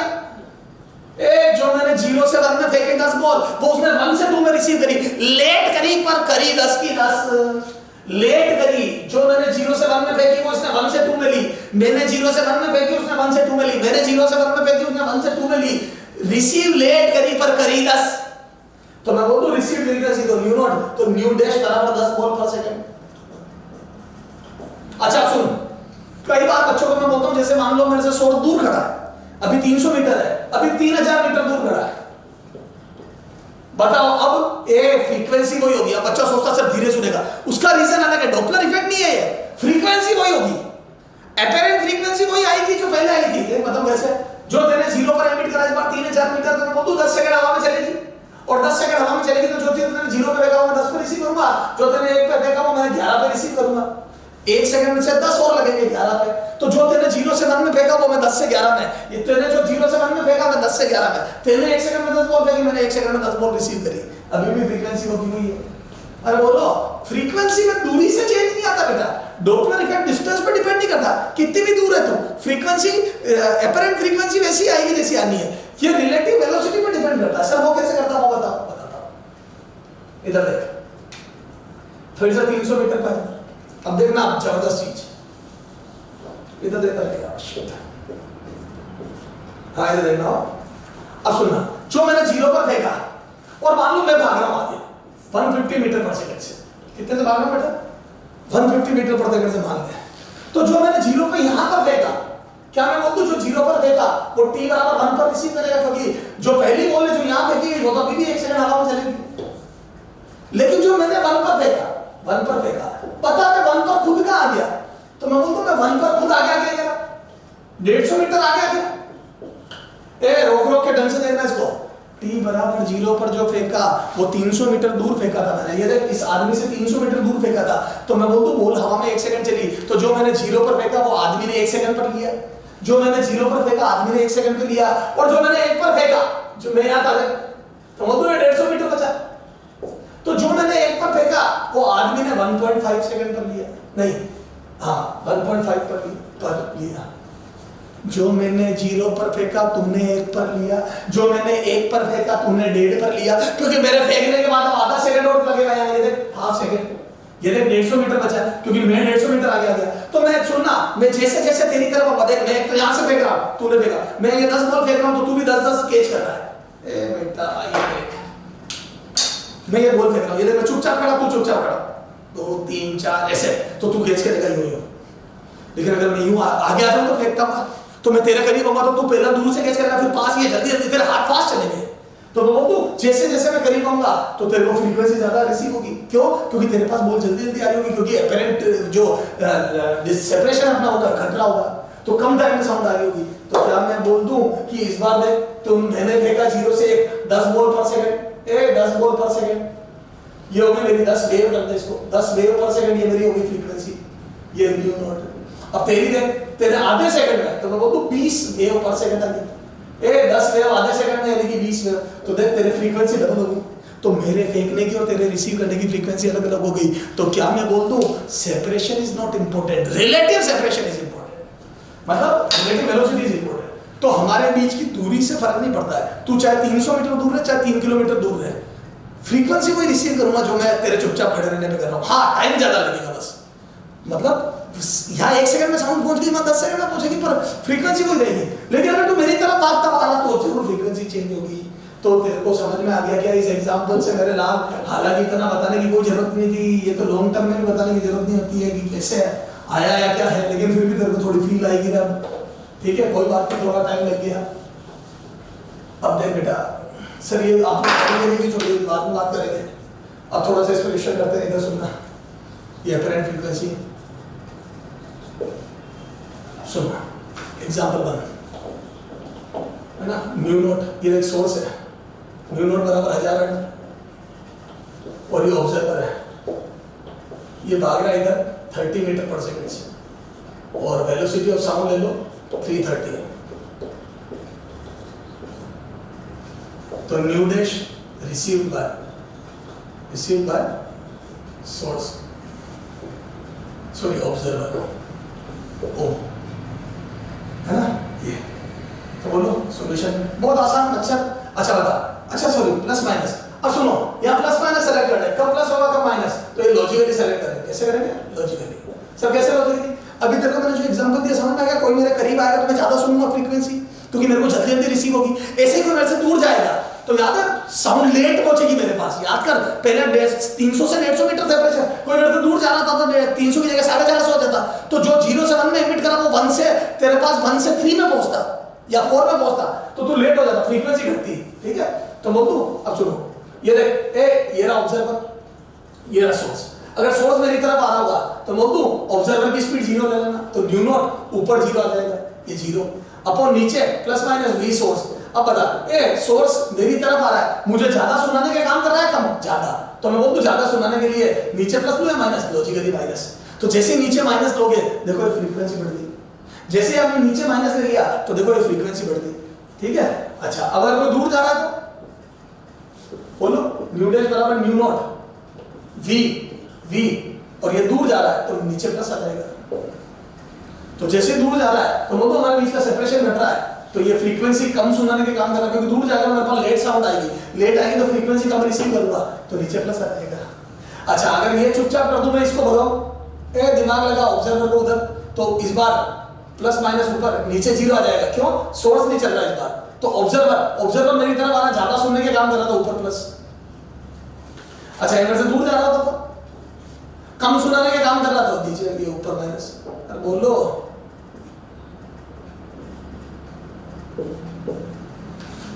तो अगर वो मेरी तरफ आ रहा है तो ज्यादा सुनाने के काम कर रहा है, तो ज्यादा सुनने के काम कर रहा है, मेरी तरफ आ रहा है तो मैं ऊपर प्लस ले लिया।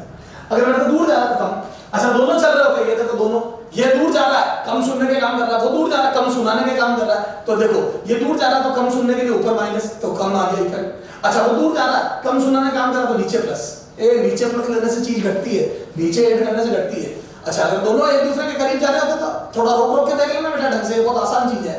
दोनों एक दूसरे के करीब, सोर्स कह रहा है मैं ज्यादा सुनाऊंगा तो नीचे माइनस ले ले, सोर्स का इफेक्ट ज्यादा हो गया, वी में से कुछ घटा था, ये ज्यादा का इफेक्ट आ गया। ये पास जा रहा कह रहा मैं ज्यादा सुनूंगा तो ऊपर प्लस ले ले, क्योंकि प्लस पास आने पर ज्यादा सुनाना तो प्लस ले ले। ऐसे प्लस माइनस डिसाइड करना है। ठीक है, चलो तो ये हो गया प्लस माइनस कैसे डिसाइड करते हैं, एक बार रोक के इसको देखो, है ना। अभी अपन क्वेश्चन करेंगे और क्लियर हो जाएगा। तो अगले टर्म पे अपन क्या करेंगे, इस पे थोड़े से क्वेश्चन करेंगे, है ना। डॉपलर इफेक्ट पे थोड़ा क्वेश्चन करके देखेंगे अपन कि ये कैसे बन जाता होगा ऐसा मेरा। ठीक है, तो ये फॉर्मूला नोट कर लो और अगले टर्म पे क्वेश्चन करेंगे। ठीक है बेटा, चलो बेटा। हाँ बेटा, कल अपन ने बात करी थी डॉपलर इफेक्ट की। डॉपलर इफेक्ट में अपन ने जाते जाते फॉर्मूला लिखा था, अपरेंट फ्रीक्वेंसी हम क्या रिसीव करेंगे, that is new not v plus minus v upon v plus minus vs। वो observer s source plus minus logically और v साउंड की स्पीड, है ना। उसको कुछ क्वेश्चन करते हैं, बेटा ताकि अपने दिमाग में सेट हो। कल मैंने जाते जाते क्वेश्चन लिखा था बोर्ड पे, न्यू नॉट बराबर 1000 हर्ट्ज। ये एक सोर्स है जो 1000 हर्ट्ज की फ्रीक्वेंसी एमिट कर रहा है और 30 मीटर पर सेकंड से टुवर्ड्स ऑब्जर्वर आ रहा है। ऑब्जर्वर चुपचाप खड़ा है, साउंड की स्पीड 330 मीटर पर सेकंड है। अब आप बताओ आप क्या फ्रीक्वेंसी रिसीव करोगे। तो मेरा लाल फूल पहले तो लॉजिक लगा, बता मैं ज्यादा रिसीव करूंगा या कम? ज्यादा, बिल्कुल सही है। क्यों? क्योंकि कोई मेरी तरफ आ रहा है तो मैं ज्यादा रिसीव करूंगा, क्योंकि बाद में मेरे करीब आ जाएगा तो मैं जल्दी जल्दी रिसीव करने लगूंगा। समझ गया? तो पहले जो साउंड दूर से मैं रिसीव कर रहा हूं उसमें ज्यादा टाइम में मेरे पास पहुंचेगी, फिर वो मेरे करीब आ जाएगा। सब लॉजिक बता दिया मैंने। ठीक है, तो चलो अब आज फॉर्मूला से न्यू नॉट v साउंड की speed plus minus vo observer की v प्लस माइनस vs। बोल मेरे लाल, न्यू नॉट कितनी एमिट कर रहा है सोर्स 1000, v साउंड की स्पीड मेरे लाल 330, ये 330। याद है विंड होती तो विंड की ऐड हो जाती, बाद में देखेंगे। vo ऑब्जर्वर कितना, ए ऑब्जर्वर चुपचाप खड़ा है मेरे लाल, 0 कर दे। सोर्स की 30। अब लॉजिक लगा, बता ये मेरे तरफ आ रहा है तो मैं ज्यादा रिसीव करूंगा या कम? सर ज्यादा, क्योंकि आपकी तरफ आ रहा है तो बाद वाली साउंड करीब से मिलेगी आपको, तो जल्दी जल्दी मिलेगी, और ज्यादा के लिए नीचे माइनस। बिल्कुल सर, 1330 अपॉन 300 ये आ जाएगा 11/10, तो ये 1100 हर्ट्ज सुनेगा मेरे लाल को। तो सर इसमें इतने आसान न्यूमेरिकल बनते, बहुत आसान न्यूमेरिकल बनते मेरे लाल। कई बार भाइयों ने लगानी पड़ती, लगा देंगे, लेकिन हाँ बहुत आसान बनते है ना। चलो ये आ जाए मेरे लाल फूल, ये देख। अच्छा अब ये देखिए रेस्ट पे है ना, लेकिन ये एक्सेलरेट हो रहा है टुवर्ड्स ऑब्जर्वर। ये ऑब्जर्वर रेस्ट पे चुपचाप जिंदगी में बैठा रहेगा। तो सब म्यू डैश बराबर, अच्छा पहले लॉजिक लगा, अच्छा ये तेरे करीब आ रहा है तो 6 सेकंड आ रहा है, लिखा है after 6 second, O after 6 second, after 6 second या 8 6 सेकंड, 8 t बराबर 6 सेकंड।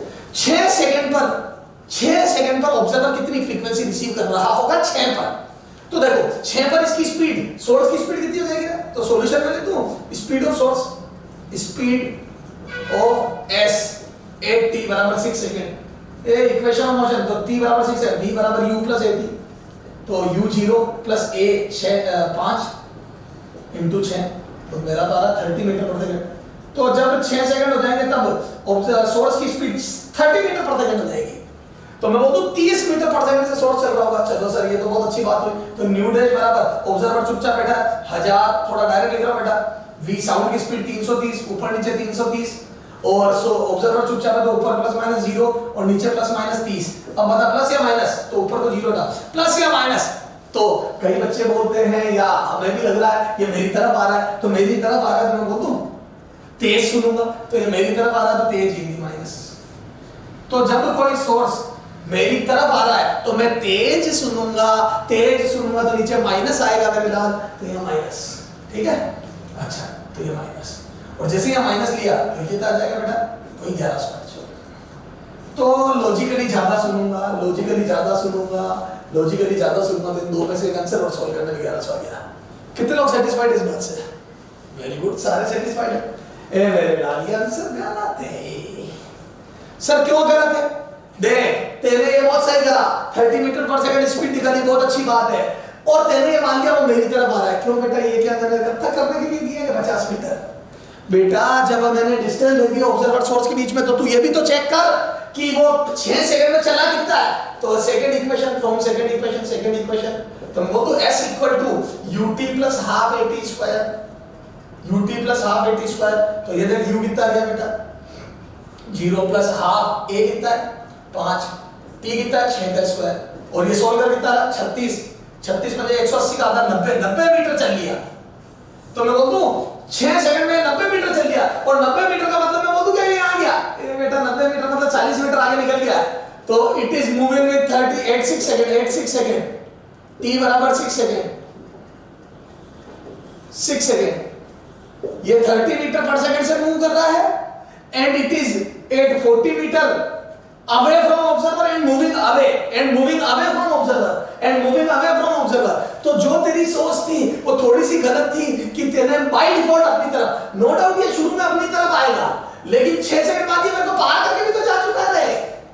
बहुत क्लास क्वेश्चन है, समझ गया? 50 डेसिमल का क्वेश्चन है। तो क्या मैं बोल दूं कि वो मेरे को क्रॉस करके चला गया, और क्रॉस करके चला गया तो मैं बोल दूं 6 सेकंड स्पीड हो गई है, and moving away from observer. तो ये आएगा प्लस, नीचे आ जाएगा, ये आ जाएगा बेटा 1000 इंटू 11/12 917। सॉल्व कर लेना, तो 917 हर्ट्ज आ गया। तो सर ये तो बड़ा क्लास क्वेश्चन था बेटा, बहुत ही अच्छा क्वेश्चन है। तो आपको ये भी देखना है वो मेरे से दूर जा रहा है या पास आ रहा है, और ये भी देखना है कितनी स्पीड उस समय होगी। और भी बातें सीखनी है हमारे डॉपलर में। अच्छा वो सीखने से पहले एक क्वेश्चन और करते हैं बेटा। बेटा देख एक क्वेश्चन में तो डायरेक्ट लिखा हूं क्योंकि मेरे पास इतना टाइम नहीं है कि मैं तेरे को उसका अच्छा बता देता हूं थोड़ा सा। हालांकि मैं कर तो गलत ही रहा हूं, इतनी डिटेल बता के, लेकिन फिर भी चलो जिसकी डिटेल बताने की जरूरत पड़ रही है बता देता। सुना, अगर सोर्स मूव करे ऑब्जर्वर चुपचाप हो, या ऑब्जर्वर मूव करे सोर्स चुपचाप हो, दोनों में से एक मूव करे, चाहे वो पास आए मूव जाए वो मैटर नहीं है। एक मूव करे एक चुपचाप हो, या तो ये रेस्ट पे हो या ये रेस्ट पे हो, और ज्यादा स्पीड हो तब तो कोई दिक्कत नहीं है। अभी अपन ने किया था याद है 300, ये 1000 हर्ट्ज एमिट कर रहा था, है ना, ये 30 था, साउंड की स्पीड 330 थी तो 1100 आता था। बड़ी कैलकुलेशन में बाइनोमियल की जरूरत नहीं पड़ती, लेकिन अगर ये 5 मीटर पर सेकंड हो, है ना, 5 मीटर पर सेकंड, तो बेटा दिक्कत आती है बताने से। अब आप इसको सोल्व करोगे तो न्यू डेज बराबर लिखोगे 1000, ये चुपचाप है 330, ये चुपचाप है ऑब्जर्वर 330 माइनस 5, अब आप यहाँ लिखोगे 325। अब आपको सोल्व करना बड़ी दिक्कत आएगी, 330 अपॉन 325, बहुत कैलकुलेशन भारी हो जाएगी। तो सर अब क्या करें, सुनना, जब मैं बाइनोमियल लगा के सोल्व करता हूँ तो एक फॉर्मूला हो जाता है। अच्छा, और उसमें परसेंटेज चेंज भी पूछता है, सुनना, म्यू डैश बराबर mu naught v upon v minus v s, ये मैं समझा। अब परसेंटेज चेंज में मेरे को क्या चाहिए, इसको उधर भेजो, वो 1 1, तो पूरा सोल्व कर दिया मैंने। तो मैं देखो percentage change in frequency received by O, अब सोल्व कर दिया मैंने, है ना, is equal to V S और वी ओ। सर ये क्या लिखा आपने, दोनों में से जो भी मूव कर रहा हूं, वी एस और वी ओ, ये मैंने बाइनोमियल से सोल्व कर लिया बेटा, इतना time v o upon v sound into scope, इतना परसेंटेज चेंज आएगा फ्रीक्वेंसी में। इससे कैलकुलेशन बच गई। बाइनोमियल मैंने घर पे लगा दी, परसेंटेज मैंने घर पे निकाल दिया। जैसे क्वेश्चन करते हैं, सुनना, इफ ये रहता है, ठीक है, ये 3 नहीं 10 मीटर पर सेकंड। सुनना, जैसे क्वेश्चन है कि एक observer source 10 metre per second से मूव कर रहा है towards observer at rest, then frequency received by O, ठीक है ये। तो देखो मैं डायरेक्ट लिख दूं, percentage change in mu is equal to, बोलो कितना, 10 डिवाइड बाय 330 इनटू 100, ये कितना आ जाएगा, मैं बोल दूं 3%, और 1000 का 3% हो जाएगा 30। 1000 का 3% निकाल, कितना आ रहा है, 30 आ गया। तो 30 का चेंज। अब बता मेरी तरफ आने में ज्यादा है कम, तो मैं बोल दूं mu dash will be mu naught plus 3% of mu naught. ज्यादा सुनूंगा मैं इसलिए प्लस, तो ये आ जाएगा 1000 प्लस 30, 1030। अब ये कैलकुलेशन तू खुद सोच, अगर तू यूं करता तो कितनी मुश्किल होती थी, इससे ऐसा कितनी आसान हो गई, है ना, उसमें बहुत लंबी डिटेल जाती है। तो ये फॉर्मूला याद रख ले बेटा, वेरी वेरी इंपॉर्टेंट। दोनों में से एक मूव करे, तो दोनों में से कोई एक मूव करे तो, और स्पीड कम हो, एंड v s और o is very very less than v sound. ध्यान रखना, एक मूव करे और वही बाइनोमियल लगनी चाहिए 2-4-5% की स्पीड हो, किसकी, सोर्स या ऑब्जर्वर की। सर ये कर लेंगे, सर हम समझ गए। देख बेटा फ्रेश कोड में तू तो मैं तो कह रहा हूं बेसिक से ही कर लेना, अब इतना टाइम नहीं है कि तेरे को हर बात में इतनी डिटेल में बताऊं, ठीक है। फिर भी मैंने फॉर्मूला लिख दिया, पोस्ट करके नोट कर ले। अब आ जाए कंसेप्चुअल बातें बता दूंगा। अब सुनना, एक क्वेश्चन ऐसा बनता है, ये बड़ा बेहतरीन क्वेश्चन है, देख सुनना। अब जिसके बेसिक उड़े में वो बर्बाद होएगा। एक ऑब्जर्वर एक सर्कल के सेंटर पे खड़ा है, एक ऑब्जर्वर एक सर्कल के सेंटर पे खड़ा है और सर्कल पे सोर्स मूव कर रहा है। यूं समझ ले सर्कुलर ट्रैक पे ट्रेन मूव कर रही है और मैं बीचों बीच खड़ा हूं, ये मूव कर रही है 30 मीटर पर सेकंड से। कितने मूव कर रही है, तो एक ऑब्जर्वर सर्कल के बीच में खड़ा है सेंटर पे, और 30 मीटर पर सेकंड से एक सोर्स मूव कर रहा है सर्कल पे, और इस सोर्स की फ्रीक्वेंसी है 1000 हर्ट्ज। कितनी बेटा, 1000 हर्ट्ज, और इसकी स्पीड है 30 मीटर पर सेकंड। ये 1000 हर्ट्ज की फ्रीक्वेंसी मीट कर रहा है। अब सुनना, अब जो लोग ब्लाइंडली फॉर्मूला लगाते हैं वो क्या करते हैं, 1000 साउंड की स्पीड 330 लिख देते हैं, ऑब्जर्वर की 0 है, यहाँ प्लस माइनस 0 लिख देते हैं, और यहाँ प्लस माइनस 30, यहाँ सोर्स की स्पीड लिख देते हैं। अब वो सोर्स की स्पीड नीचे प्लस माइनस 30 करके लिख तो देते हैं, अब उनको ये समझ में नहीं आती वो यहाँ प्लस ले या माइनस ले, वो ये नहीं समझ पाते वो यहाँ प्लस ले या माइनस ले, कभी प्लस ले लेंगे कभी माइनस तुक्के मारेंगे, नहीं। अब सुनना, याद था मैंने वीओ लिखा था, वेलोसिटी ऑफ ऑब्जर्वर, याद है, वीएस लिखा था, वेलोसिटी ऑफ सोर्स, और डैश लगाया है। अब इस डैश में क्या आएगा वो मैं बताता हूं आपको। यार एक बात बता, जब सोर्स मूव कर रहा है तो लॉजिकली तो मेरे को ऐसा लग रहा है कि जैसे t बराबर 0 पर जो उसने यहाँ इमिट करी है, और t बराबर 130 मीटर चलने के बाद t बराबर 1 पर यहाँ इमिट करी है, तो जो 0 पर इमिट करी वो भी t बराबर 1 पर मैं रिसीव करूंगा। देखो 300 मीटर, साउंड की स्पीड भी 300 तो 1 सेकंड में, यार मैंने वैसे ही बताया था, और जो 1 पर रिसीव करेगा उसको मैं 2 पर रिसीव करूंगा। तो वो जो उसने 0 से 1 में फेंका है, 0 से 1 में, वो मैं t बराबर 1 से 2 में रिसीव करूंगा।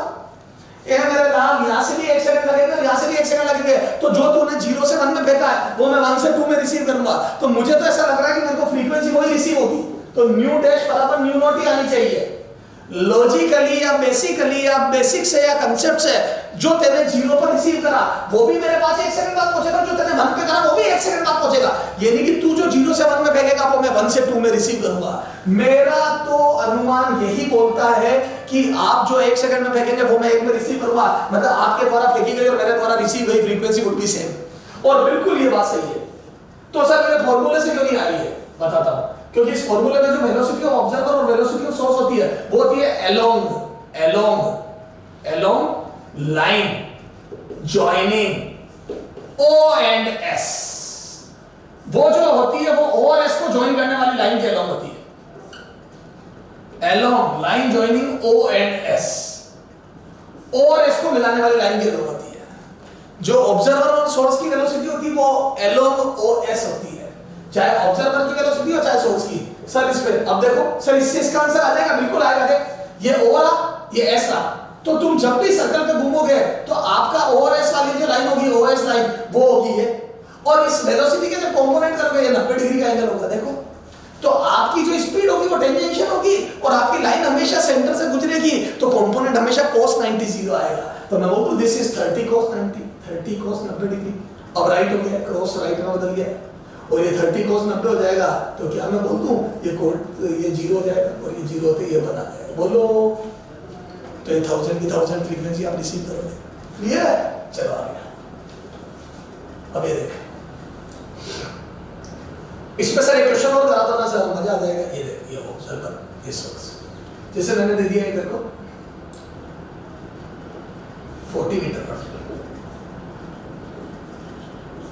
है ना, और ये एंगल दे दिया हमने 60 डिग्री और ये फ्रीक्वेंसी दे दी 1000 हर्ट्ज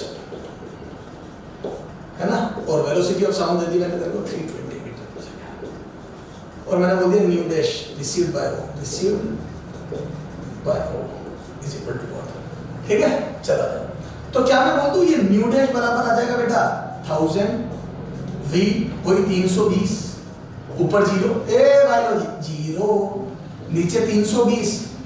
अच्छा और वो मेरी तरफ आ रहा है। सर कहाँ आ रहा है ये देखे ना, ये तो मेरी तरफ आ रहा है, माइनस ले लूंगा। ये देखे ना मेरी तरफ आ रहा है, यहाँ 40 ले लूं? नहीं सर अभी आपको समझाया था कि ये 40 नहीं, ये दोनों को मिलाने वाली लाइन OS जो लाइन है उसके अलोंग कंपोनेंट लीजिए सर, तो ये आ जाएगा 40 cos 60। तो मैं बोल दूं यहाँ 40 नहीं आएगा बेटा, तो क्या आएगा 1000 320 माइनस 40 cos 60, और जैसे cos 60 लोगे बेटा तो जो 40 दिख रहा था वो 20 बन गया मेरे लाल, तो ये आ जाएगा 320 अपॉन 300। कर लेना घर पे मेरे लाल। अब इतनी कैलकुलेशन कर पाती थी तो मैं फिर किसी कंपनी का CEO होता बेटा। 3200 बटा 3 1 0 3 18 ये 6 लगभग 1067 हर्ट्ज। सर ये तो मजा आ गया कंपोनेंट रेट होते हैं। हाँ सर हवा चल रही होती इधर की, तो हवा चल रही होती तो हवा की स्पीड जैसे विंड की स्पीड दे देता मैं 10 मीटर पर सेकंड, तो विंड की स्पीड रेट कर लो, क्योंकि हवा और आपका भागना सेम डायरेक्शन में, साउंड का और हवा का भागना सेम डायरेक्शन में, तो सर ये तो कर देंगे बिल्कुल कर लो बेटा। तो मेरे हिसाब से देखो ये सारी बात समझ में आ गई। ठीक है तो हम वेलोसिटी का कंपोनेंट करेंगे किसके अलोंग OS को ज्वाइन करने वाली लाइन, और विंड की स्पीड होगी तो या तो वो ऐड होगी या सब्ट्रैक्ट होगी, और जो होगा वो दोनों जगह एक जैसा होगा। कई बार ऑब्जर्वर को पार कर जाएगा सोर्स, तो उस बात का ध्यान रखना, मेरे घर वाले आपको पार कर देंगे। अच्छा अब देखिए होता है इको की फ्रीक्वेंसी, ये देखिए इको, जैसे कई बार क्या होता है ये सुन, आप यहाँ खड़े हुए होंगे और एक कार यूं चल रही है, कार ये जा रही है इधर से, और ये मान लो रिफ्लेक्टर, इसको बोलते हैं रिफ्लेक्टर है ना, ये माउंटेन हो सकता है, जिससे कुछ भी हो सकता है, या कोई ट्रक कार हो सकती है रिफ्लेक्टर रेस्ट में है ना। तो एक केस, अब देखो इको की फ्रीक्वेंसी में दो केस होते हैं, तो रिफ्लेक्टर रेस्ट पे हो या रिफ्लेक्टर मूव कर रहा हो, है ना। रिफ्लेक्टर मूव कर रहा वो अभी मैं नहीं बताऊंगा बेटा, इतना टाइम नहीं है और मैं इतनी फालतू की बकवास करना नहीं चाहता। ठीक है अभी रिफ्लेक्टर रेस्ट पे हो तो उसको देख, ये सोर्स चल रहा है ना, ये सोर्स है ना, अब यहाँ से ये हॉर्न मारता है V नोट का, है ना, और ये सोर्स की स्पीड VS। मैं तो मेथड बता रहा हूँ बेटा, क्वेश्चन तू करना करो, इतना टाइम लगता नहीं। ठीक है अच्छा इसके बीट्स भी पूछ लेता, कई बार बताऊंगा अभी तक। अब सुन ये इस O की सिचुएशन देखते हैं, क्या मैं बोल दूं एक तो O डायरेक्ट साउंड रिसीव करेगा, तो O विल रिसीव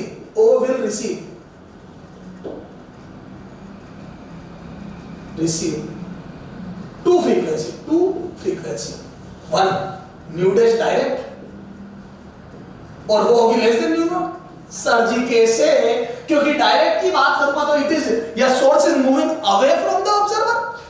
बायोलॉजी ये मेरे से दूर जा रहा है तो मैं कम रिसीव करूंगा, तो ये आ जाएगी लेस देन न्यू नॉट। ए करेगा और nu dash echo, biology echo की फ्रीक्वेंसी। अब बात अगर मैं इको की करूं तो क्या मैं बोल दूं इको की टर्म्स में तो ये टकरा के लौट रही है, इको की टर्म्स में तो साउंड टकरा के लौट रही है मेरे लाल। और जब साउंड किसी रिफ्लेक्टर से टकरा के लौटेगी, जब साउंड किसी रिफ्लेक्टर से टकरा के लौटेगी तो क्या मैं बोल दूं ये अभी यहां है तो मेरे से दूरी ये है, ये जब करीब आ जाएगा तो क्या मैं बोल दूं दूरी घट गई। और इको मतलब रिफ्लेक्टेड साउंड, तो देख पहले साउंड इतना चल के आई और जब ये कार आगे आ जाएगी तो क्या मैं बोल दूं ये साउंड इतना चल के आई, तो क्या मैं बोल दूं डिस्टेंस कम चल रही है साउंड, क्या मैं बोल दूं इको मेरी तरफ आ रहा, तो मैं बोल दूं इको की frequency will be greater than mu naught. तो direct frequency would be less than mu naught और इको की frequency would be greater than mu naught. तो दो साउंड में सुनूंगा जिसमें एक की फ्रीक्वेंसी ज्यादा एक की कम, तो क्या मैं बोल दूं क्या कि हमारे पास फ्रीक्वेंसी का डिफरेंस आएगा, तो मैं बोल दूं बीट्स सुनाई देंगे और बीट्स पर सेकंड हो जाएंगे न्यू डैश इको ज्यादा माइनस न्यू डैश डायरेक्ट। तो वो कई बार बीट्स भी पूछ लेगा, बीट फ्रीक्वेंसी भी पूछ लेगा, पूछे हैं। तो ये हो गया मेथड। सर एक आधा क्वेश्चन करवा दीजिए ना, बिल्कुल करवाता हूं। आज का लास्ट क्वेश्चन समझ लेते हैं। सर फिर रिफ्लेक्टर मूव करेगा तो हम क्या करेंगे? बेटा वो थोड़े लेंथ में जाते हैं क्वेश्चन, मैं तेरे को मेथड जरूर बता देता हूं लेकिन करवाऊंगा नहीं, गलत ट्रैक पे नहीं डालूंगा तेरे को। एग्जाम में पहली बार वैसे क्वेश्चन में टाइम भी बहुत ज्यादा लग जाता है, फिर भी मैं मेथड बता दूंगा। कई बच्चों को स्टंट करने होते हैं एग्जाम में, कर लेना बेटा, है ना। मेरी राय तो यही है, आसान क्वेश्चन छाटो, उनको करो। 40 से 42 क्वेश्चन तो बहुत सीधे सीधे आते हैं। 2-5 क्वेश्चन कोई लॉजिकल थोड़े टफ कैलकुलेशन वाले आते हैं तो उनको बाद में कर लो। लॉजिक वालों में लॉजिक लगा दो, कैलकुलेशन वालों में टाइम बचे तो कर लो, नहीं तो बायोलॉजी केमिस्ट्री छूट जाएगी। हाँ ये जा रहा बेटा, मान लो 5 मीटर पर सेकंड से कितना जा रहा? सर स्पीड इतनी कम क्यों ली? बेटा इसलिए ली क्योंकि मेरे को नहीं तो दिक्कत हो जाएगी। सर क्या दिक्कत हो जाएगी आपको? मेरे को दिक्कत ही हो जाएगी बेटा कि अगर मैं स्पीड ज्यादा ले लूंगा तो बीट्स बहुत ज्यादा सुनाई देंगे, जबकि मेरा हमारा काम 10 से ज्यादा बीट्स नहीं सुन सकता। हाँ चलो खैर वो मेरा एम अभी ये नहीं है, मैं वैसे भी मेथड ही बता रहा हूँ, कोई सोल्व तो कर भी रहा हूँ। ये 1000 आ गया है ना।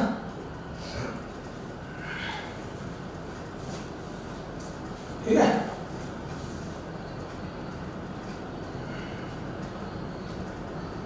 ठीक है यार। अब सुनना, अब एक तो हो गया डायरेक्ट और म्यूटेड डायरेक्ट। याद है मैंने तेरे को परसेंटेज चेंज बताया था, है ना। तो मैं बोलूं म्यू नॉट प्लस यहां माइनस, क्योंकि मैं कम सुनूंगा। म्यू नॉट का percentage changing frequency, percentage changing frequency याद है तेरे को फॉर्मूला लिखा था, percentage changing frequency, changing frequency याद कर, VO और VS divide by V into 100। याद कर, एक जना चल रहा हो तो देख यहां ऑब्जर्वर रेस्ट पे ये दूर जा रहा है, तो डायरेक्ट बात करो, परसेंटेज चेंजिंग फ्रीक्वेंसी डायरेक्ट है ना। तो कितना जाएगा बोलो कितना? ये चल चेंजिंग हिल है, डायरेक्ट इको दोनों का सेम नहीं आएगा, तो ये जो भी है दोनों में से 5 × 330 साउंड की स्पीड 320 साउंड बराबर 330 मीटर पर सेकंड इनटू 100 कितना आ गया बेटा? ये है ना, ये यूं ही रहने दे चला, है ना। ये 3 बार कट गया तो ये 15 कितना गया?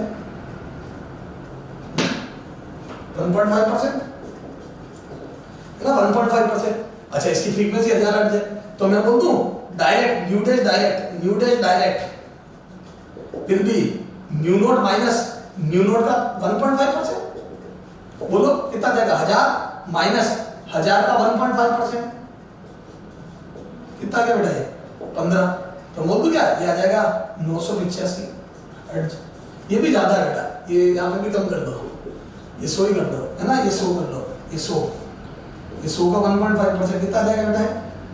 998.5 है ना। और एक हो जाएगा पहला nu dash direct, nu dash echo देख सेकंड, न्यू डैश इको, तो न्यू डैश इको आ जाएगा nu naught plus nu naught का 1.5%, तो ये आ जाएगा बेटा 100 प्लस 100 का 1.5%, तो ये आ जाएगा कितना? 101.5 बोलो। और ये कितना आ जाएगा बोलो? तो मैं बोलता हूँ nu dash echo minus nu dash direct, ये आ गया बीट्स। अरे ऐसा क्वेश्चन पूछते हैं बीट्स पर सेकंड, बोलो कितना आ जाएगा? ये तो 101.5 माइनस 998.5 ये आएगा 3 बीट्स। तो जो अगला बंदा है वो 3 बीट्स पर सेकंड सुनेगा, ठीक है। इसमें बहुत नेग्लिजिबल एरर है, क्यों? क्योंकि स्पीड इतनी कम थी कि मैं बाइनोमियल लगा सकता था, तो ये लगभग पूरा सही है। तो जब मैं डायरेक्ट साउंड सुनूंगा तो कम सुनूंगा और ये इको। अब इसमें वेरिएशन आ सकता है, कभी ऑब्जर्वर गाड़ी में बैठा हो सकता है, कभी सोर्स, समझ गया? तो वो वेरिएशन। सर आप कुछ कह रहे थे अगर ये भी चले तो रिफ्लेक्टर, मैं तो मेथड बता देता हूं बेटा, उसको सॉल्व भी करूंगा, है ना। रिफ्लेक्टर भी चले, जो बेट्स वगैरह इको लोकेशन होती है उसमें और रिफ्लेक्टर में चलने का बहुत बड़ा रोल होता है। वो कीट पतंग जो चल के उनकी तरफ आ जाते हैं, सुनना ये देखिए,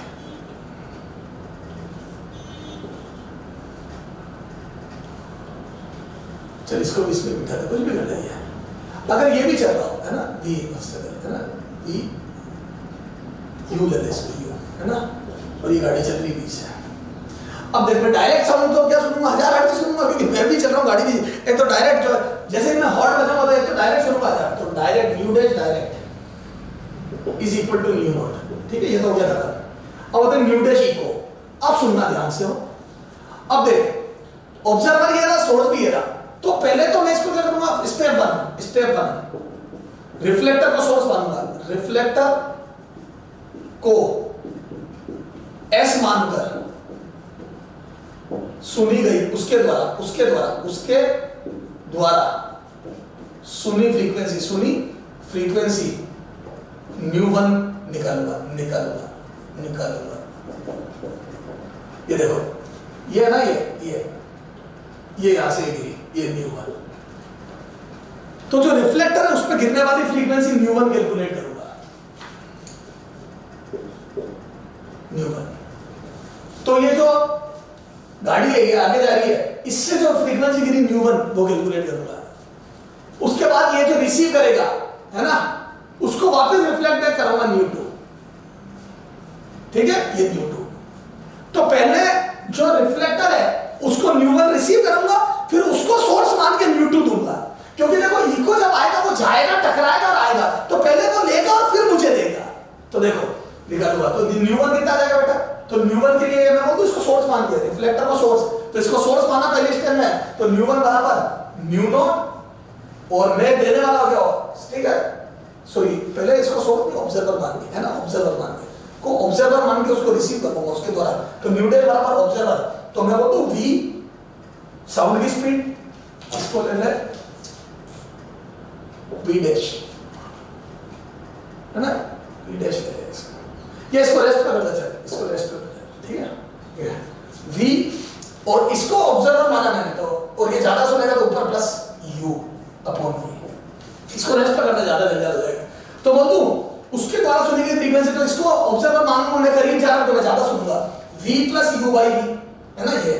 अच्छा फिर देखो ये तो सुनिए, अब न्यू2, अब इसको सोर्स मानूंगा, तो मैं बोलूं इसको जब मैं सोर्स मानूंगा तो ये कितनी फेंकेगा जो इसने लिए, तो न्यू1 लेके वो न्यू1 फेंकेगा, तब तू कितनी लेगा न्यू2, तो बोल दूं न्यू1 का सोर्स बन गया है, न्यू1 इस बार ये सोर्स है, तो ऊपर v, मैं चुपचाप खड़ा, मैं ऑब्जर्वर, ऊपर 0 v माइनस u, क्योंकि इस बार सोर्स मेरी तरफ आ रहा, ये न्यू1 की वैल्यू यहां से उठा के रख दो। तेरे बेटा ये कोई नहीं पूछ रहा है, न्यू1 की वैल्यू उठा के रख दो, न्यू0 v plus u upon v, और यहां से v upon v minus u, ये यहां से v से v कट गया तो आ जाएगा न्यू0 v plus u upon v minus u। इसको फर्दर सोल्व करेंगे तो वो 2u आ जाता है, तो इसमें अपेरेंट चेंज, अब यहां पे v देखूंगा तो ये न्यू0 इधर भेज के -1 करूंगा तो 1 प्लस 2u बाई v का एक फार्मूला बन जाता है, ये 2u बाई v का एक फार्मूला बन जाता है। कर ले, देख इसको फर्दर सोल्व करूंगा तो एक फार्मूला बनेगा, ये देख, इसको पॉज करके नोट कर लेना, ये देख यहां से देख न्यू2, ये इको की फ्रीक्वेंसी हो गई, ये देखें ना इको की फ्रीक्वेंसी अपॉन न्यू0, ये डायरेक्ट फ्रीक्वेंसी हो गई, इज इक्वल टू यहां से 1 plus u by v upon 1 minus u by v, यहां से मैं बाइनोमियल लगा के ऊपर ले जाऊं तो 1 प्लस u बाई v, यहां पे भी 1 minus v u by v की पावर -1 ये अंदर लिया तो यहां 2 आ जाएगा, तो आ जाएगा 1 प्लस 2u बाई v न्यू2 अपॉन न्यू0, फिर इस 1 को उधर भेजा तो ये आ जाएगा न्यू2 अपॉन न्यू0 -1 बराबर 2u बाई v, ये आ गया परसेंटेज चेंज। तो बोलो this is percentage change into frequency, या ये आ जाएगा न्यू0 माइनस न्यू0, ये होता है न्यू2 माइनस न्यू0 is equal to 2u by V into mu naught, ये आ गया बीट्स, ये आ गया बीट्स, है ना। और ये आ गया परसेंटेज चेंज, ये डायरेक्ट, ये ओरिजिनल फ्रीक्वेंसी से मैं कितनी चेंज होगा तो, और percentage change in frequency, percentage change in frequency is equal to जाएगा 2u/v इंटू सो, समझ गया ये। अरे इतनी गड़बड़ तो नहीं पूछ रहा, सुनो, अगर रिफ्लेक्टर टेस्ट पे होता है तो उसमें मिरर इमेज बना के कर लो, ये जो काम किया था ना इसमें मिरर इमेज बना के कर लो, ये जैसे ये इको मेरी तरफ आ रहा है तो इसकी मिरर इमेज बना के भी कर सकता हूं मैं, ठीक है। ये इको, ये देखिए 5 से, तो ये इको यूं की बजाय इसकी मिरर इमेज ले लो, तो ये 5 से मेरी तरफ आ रहा है, और या फिर डायरेक्ट सोच लो कि मैं ज्यादा सुनूंगा, क्यों, क्योंकि इको मेरी तरफ आ रहा है, और मिरर इमेज ज्यादा बढ़िया है, देखिए ये जितनी दूरी है इतनी दूरी की मिरर इमेज बना लो, ये तो यहाँ की बजाय कार को इधर मान लो इको की बात करते हैं तो जब रिफ्लेक्टर रेस्ट पे हो तब तो कार की मिरर इमेज बना के सॉल्व कर दो इको के लिए, और जब रिफ्लेक्टर चल रहा हो बेटा और अपर रेस्ट पे रिफ्लेक्टर चल रहा हो तो पहले उसको सोर्स ऑब्जर्वर मान के सुनाओ, फिर जितनी न्यूटन सुने उससे वापस एमिट करवाओ और फिर तुम लो, तो पहले उसको दो फिर उससे लो, ये दो स्टेप है।